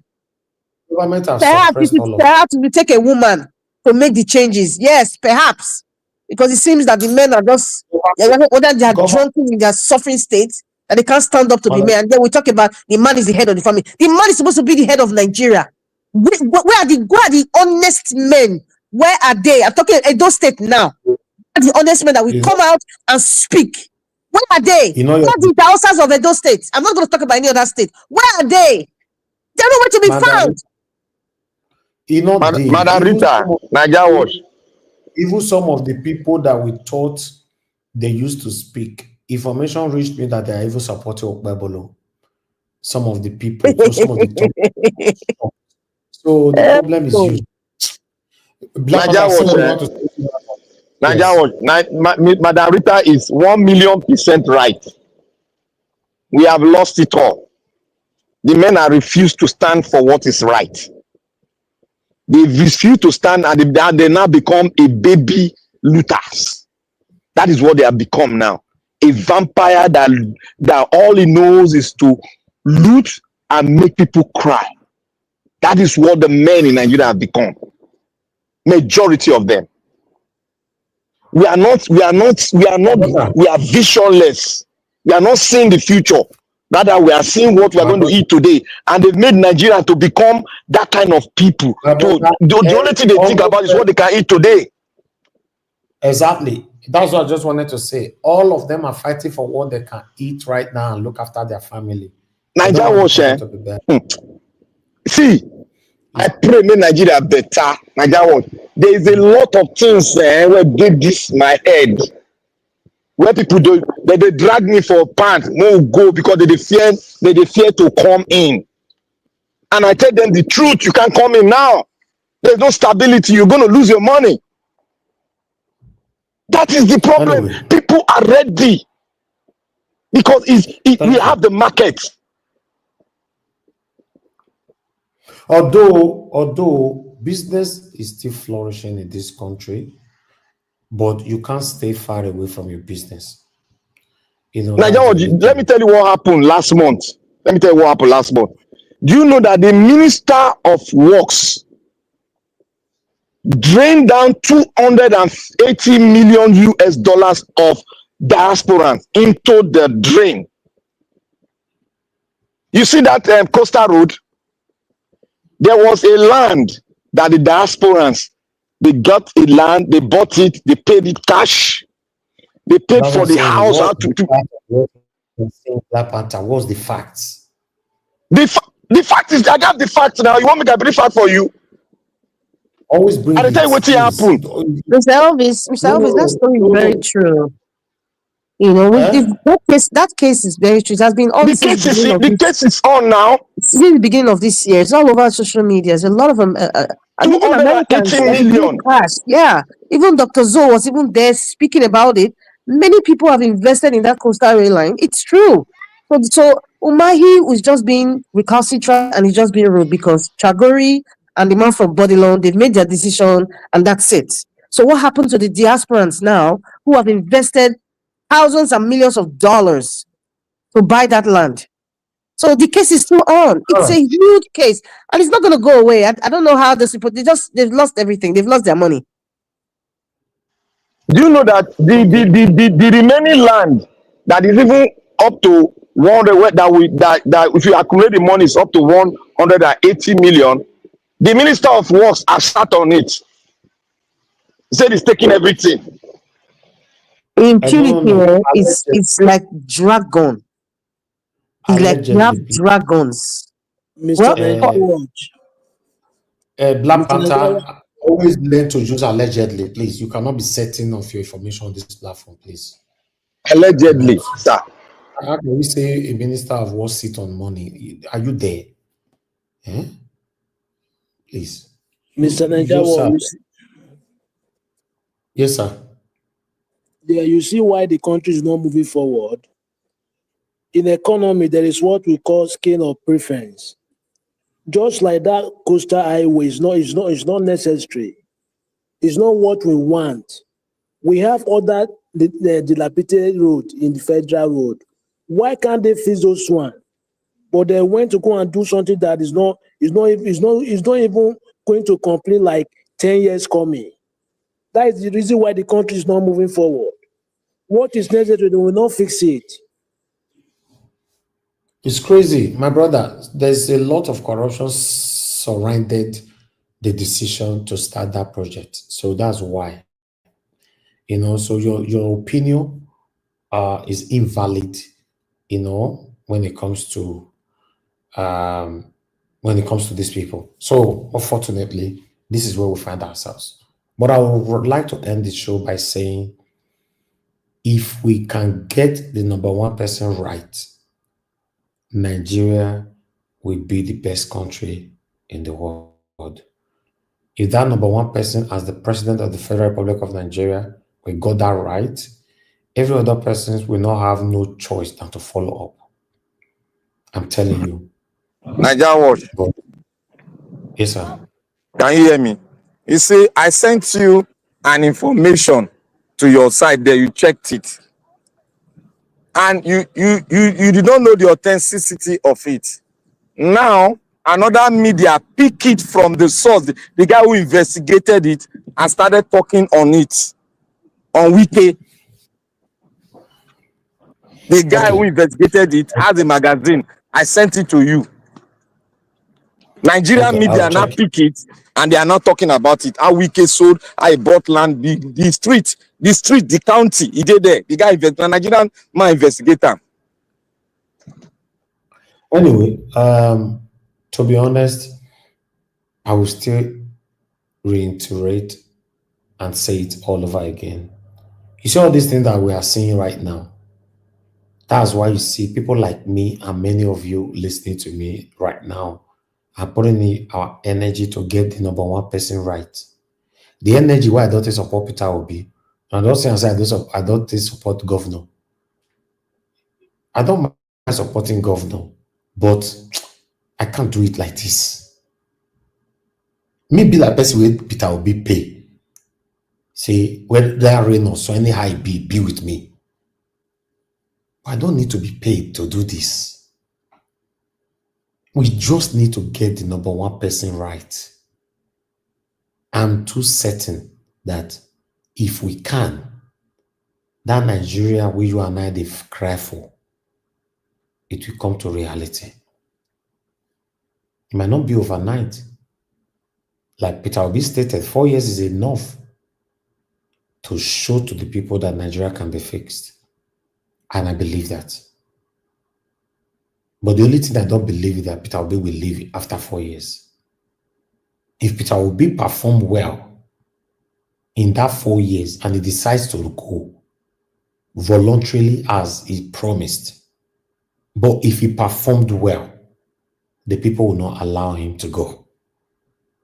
Did you get that? That's where the problem lies. Some of the elites, good elites, will not let him go, except the satanic ones that want to dissolve all he built in 4 years and take it back again, backwards. Because these people can do it. They can do it. Peter Obi might come in and repair and put so many things in place, judiciary, sort out the cost of governance, sort out so many other things in security, infrastructure, and many others, healthcare and all that, blah, blah, blah. I'm telling you, after 4 years, these people can still turn everything and start all over again and turn everything around within just 3 months. I'm telling you. It's not with this same Nigeria where they see they don't like continuity. They don't like continuity. They come into office, they vex for themselves. The road where they do it, they never complete before you come out. They're not going to touch them. They'll go start their own road. The hospital where you build, where you never finish before you come out, they don't continue with that one. They'll go start their own. They'll go buy another fresh land. They don't like continuity. So Peter Obi, by God's grace, say he come in as the president of the Federal Republic of Nigeria, and he gives you and I what we have been craving for. There is every possibility these people will dissolve it after that 4 years. Because all the loopholes, you covered it, you locked them all. They will unlock it. So what we have, because these are, in fact, tomorrow, let's discuss this continuity. Because we all are fighting up Peter Obi. Everything Peter Obi will put in place. What's the guarantee that these people will not dissolve it when he leaves office? We need to address those areas. We don't have maintenance culture in Nigeria. We don't have the spirit of continuity. It's going to be difficult. Because normally, where Peter will be stopped, whoever that comes in is supposed to continue from there. But these people will not. I'm telling you. Look at Edo State now. Okpebolo came into power. Most of the things Obaseki were doing, that was good things Obaseki was doing, he paused all of them. Go reach Edo GIS. A lot of people are complaining right now they cannot even have their CFO. Thank God I got my CFO before Obaseki left power. Maybe by now, I forgot they cry now, say, I don't see my CFO. They don't agree, give me. What happened to, even though you want to probe your predecessor, probe him, but continue from where he stopped. Mr. Elvis, I have It doesn't something work to like that say. in Nigeria. If I always have something to Quickly. say about that statement, when you said the Okpebolo has Go ahead. stopped the GIS, is the same way when you go to Edo State. I don't know if any of you were in Edo State when Oshomole was governor. When you go to Edo State, every single thing, I am not exaggerating, every single project, every single thing Adams Oshomole started, Godwin Obaseki stopped it. Every single thing. So you see, Yes. it's a vicious cycle. Yes. It's No, a I've vicious said it. cycle, and it is not serving us. Yes, I already said it. I generalized when I was talking about that. You know, I know even for the hospital, I remember how Governor Obaseki abandoned the hospital of Shomele built for more than 3 years or so, or 4 years. I'm not even sure if the hospital is already functioning. Taxpayers' money. Yes, so I understand this things it happens. It's But that's functioning. what That is the one they are using now because they destroyed the other one. Obaseki demolished the other one. So that is Okay, the one good. they are not using. They are using now. But it took him years. It took him years. People are Normally even supposed to play panya. No, they play game with us. Please, tomorrow, my question to all my panelists, in case you make it here tomorrow, what will happen if Peter Obi end up building what you and I want? What will happen when he leaves office? We need to discuss these things because they are listening to When us. we come back. Exactly. They are listening to us. Sometimes our talking might help or push them to do the right thing. Because I'm certain these people will dissolve everything. They'll say, no, man, it never finished now. They'll dissolve everything and open all the loopholes all over Except again. God gives us a Moses that will continue. Exactly. Except that okay, Peter Obi brings somebody and tell Nigerians to follow that person. This is the person. And the person really, succumb to Peter Obi's ideology. That's the only reason that, okay, that one do 8 years. At least, if we are lucky, for example, to have Peter Obi and minds like Peter Obi that can hold Nigeria for the next 20-something years, Nigeria is better forever. But the problem is, it might not fall on it. So with this, I'm still scared of this country. The mindsets of the people, the government are gone. All of them want to eat today and forget about tomorrow. It's crazy. And I see the reason why, even for me to take picture with politicians, to meet with politicians just for a greet, I don't need them. If not, I would have been labeled already by now. Say, these people maybe they are bankrolling Mr. Elvis. Check most of our youth now, starting from my own state. All of them are dumb. In fact, they are dumb, deaf and dumb right now. They don't speak. They don't speak. If Obaseki that have left power, many of them are still campaigning for Obaseki. Me, I'm not asking myself, is Obaseki still a governor, a governor or not? Never do. Eh? Many of them are still campaigning. Let's end the show, man. I don't understand, but I just hope we have that better Nigeria. Let's continue to put in our effort, because if I was not putting my effort, putting my time, one person would have asked me by now. You just talk. What have you done to help? That's why you see people like us can confidently speak as we like. Yes, confidently speak as I like. I know people know that I'm putting in my time and my effort. Hopefully, we have that better Nigeria in our time. Hopefully. But what I'm seeing, that's why I put this on the table now for tomorrow or anytime. What I'm seeing after all this effort, let's assume by God's grace, we really don't have Peter Obi. After the 4 years, what will happen to Nigeria again? These people will deserve it. Everybody who protested for Jonathan to be removed, today all of them are silent. have it in mind. If Peter Obi emerged as the president of the Federal Republic of Nigeria and they allow him to rule, if Peter Obi is presenting someone else, these same people, many of them that is now deaf and dumb now, they will come out and protest that Peter Obi doesn't have the right to bring anybody in, that he should just get out from that office and let them continue. Then they will dissolve all that you have labored for. They will come and they will protest. Even the ones who don't die, they will come at that time, they will protest. Thank you very much, my people. I appreciate you all. We come to the end of the broadcast. I appreciate you, Mr. Jonathan. Thank you very much for holding on to the platform while I was on my break. I'm very, very grateful. Thank you, Mama H.O. Thank you, F. Emmanuel, Abdul Malik. Thank you, Mr. Odowa. Thank you, Madam Rita. Thank you, Black Panther. Give us a mandate.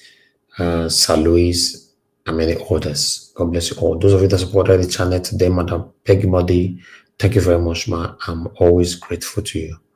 Thank you very much, Ifeanyi Anako. Thank you very much, sir. I'm very, very grateful. I appreciate those of you that call in, Madam Deborah, and many others. Mr.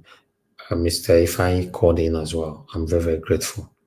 And my people in the comment section, start with my mother for all Mom Diaspora. Thank you very much, Mommy. I appreciate you for all that you do. Thanks for always being there for us. Abu Azi, my brother, thank you. I appreciate you. Thanks for your selfless service. Thank you, man. Stella Imasewedo. I'm grateful, man. It's good to have you on the show today. Thank you, my brother, Ikechukwu. God bless you. Thank you, Madam Pegwadi, once again. I'm grateful. Thank you, everyone right there. We have more people on the comment section. Ibn Musa, thank you very much, sir. Thank you.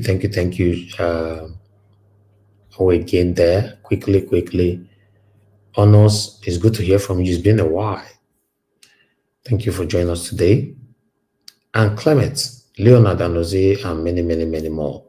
Timmy Dibe, God bless you all. Press on the like before you go. Help us to, if possible, copy the link, take with you, and help us to pass our submissions to others. Now we draw the curtain. See you guys tomorrow. Good night and bye. So many times that I'm thankful for the opportunity to perhaps explain it so that the idiots who have continued to assume that I have broken my word would be clear. I said if he won the presidency, I'll leave Nigeria on exile. So let me clear that up. For him to have won, the people would have had to have voted for him. We didn't vote for him. He stole the presidency. Yakubu and INEC sold him the presidency. The presidency is not an expression of the people's will. It is an expression of the debauchery of INEC and the height of our judicial corruption. He did not win the presidency. If I had left, I would have been sanitizing and deodorizing a skunk. If nothing else, I rise and fall by my word. And when I said that I would live on exile if this man won, it was so that people will know that I do not believe Nigerians to be depraved enough to be possessed of the idiocy to vote somebody like him into power.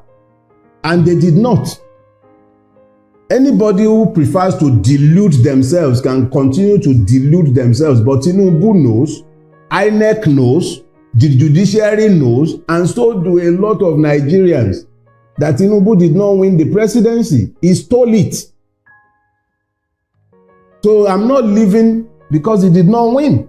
It's that simple. That I'm still here is in rebuke of him.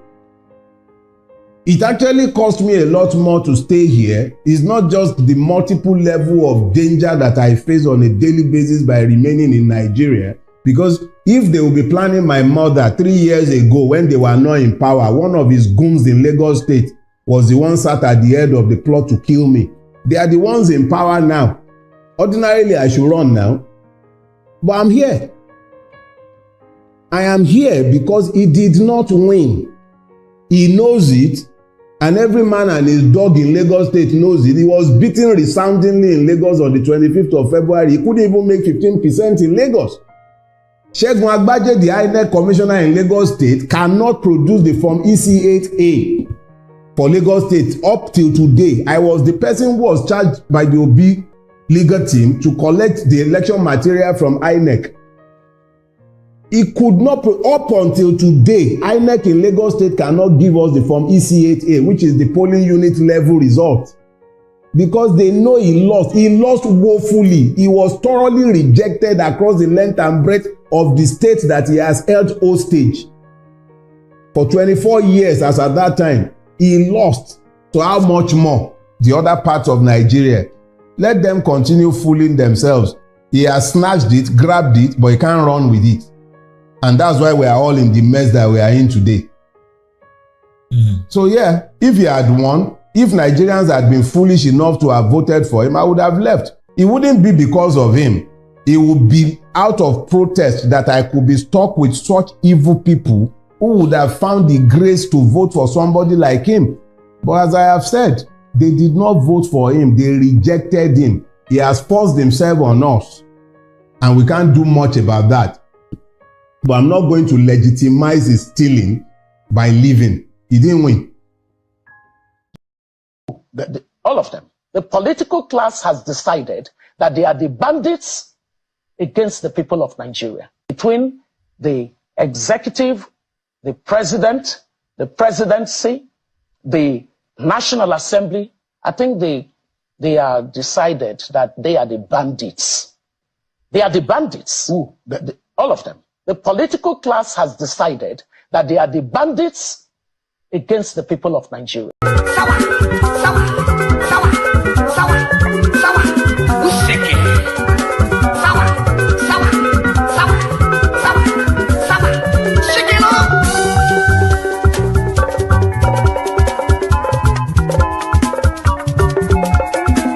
Every walk gets paid. Every walk gets paid. Whether not with the walk, every walk gets paid. Whether not with the walk, I make a dey fear my God. Whether not with the walk, I make a dey fear my Maker. Whether not with the walk.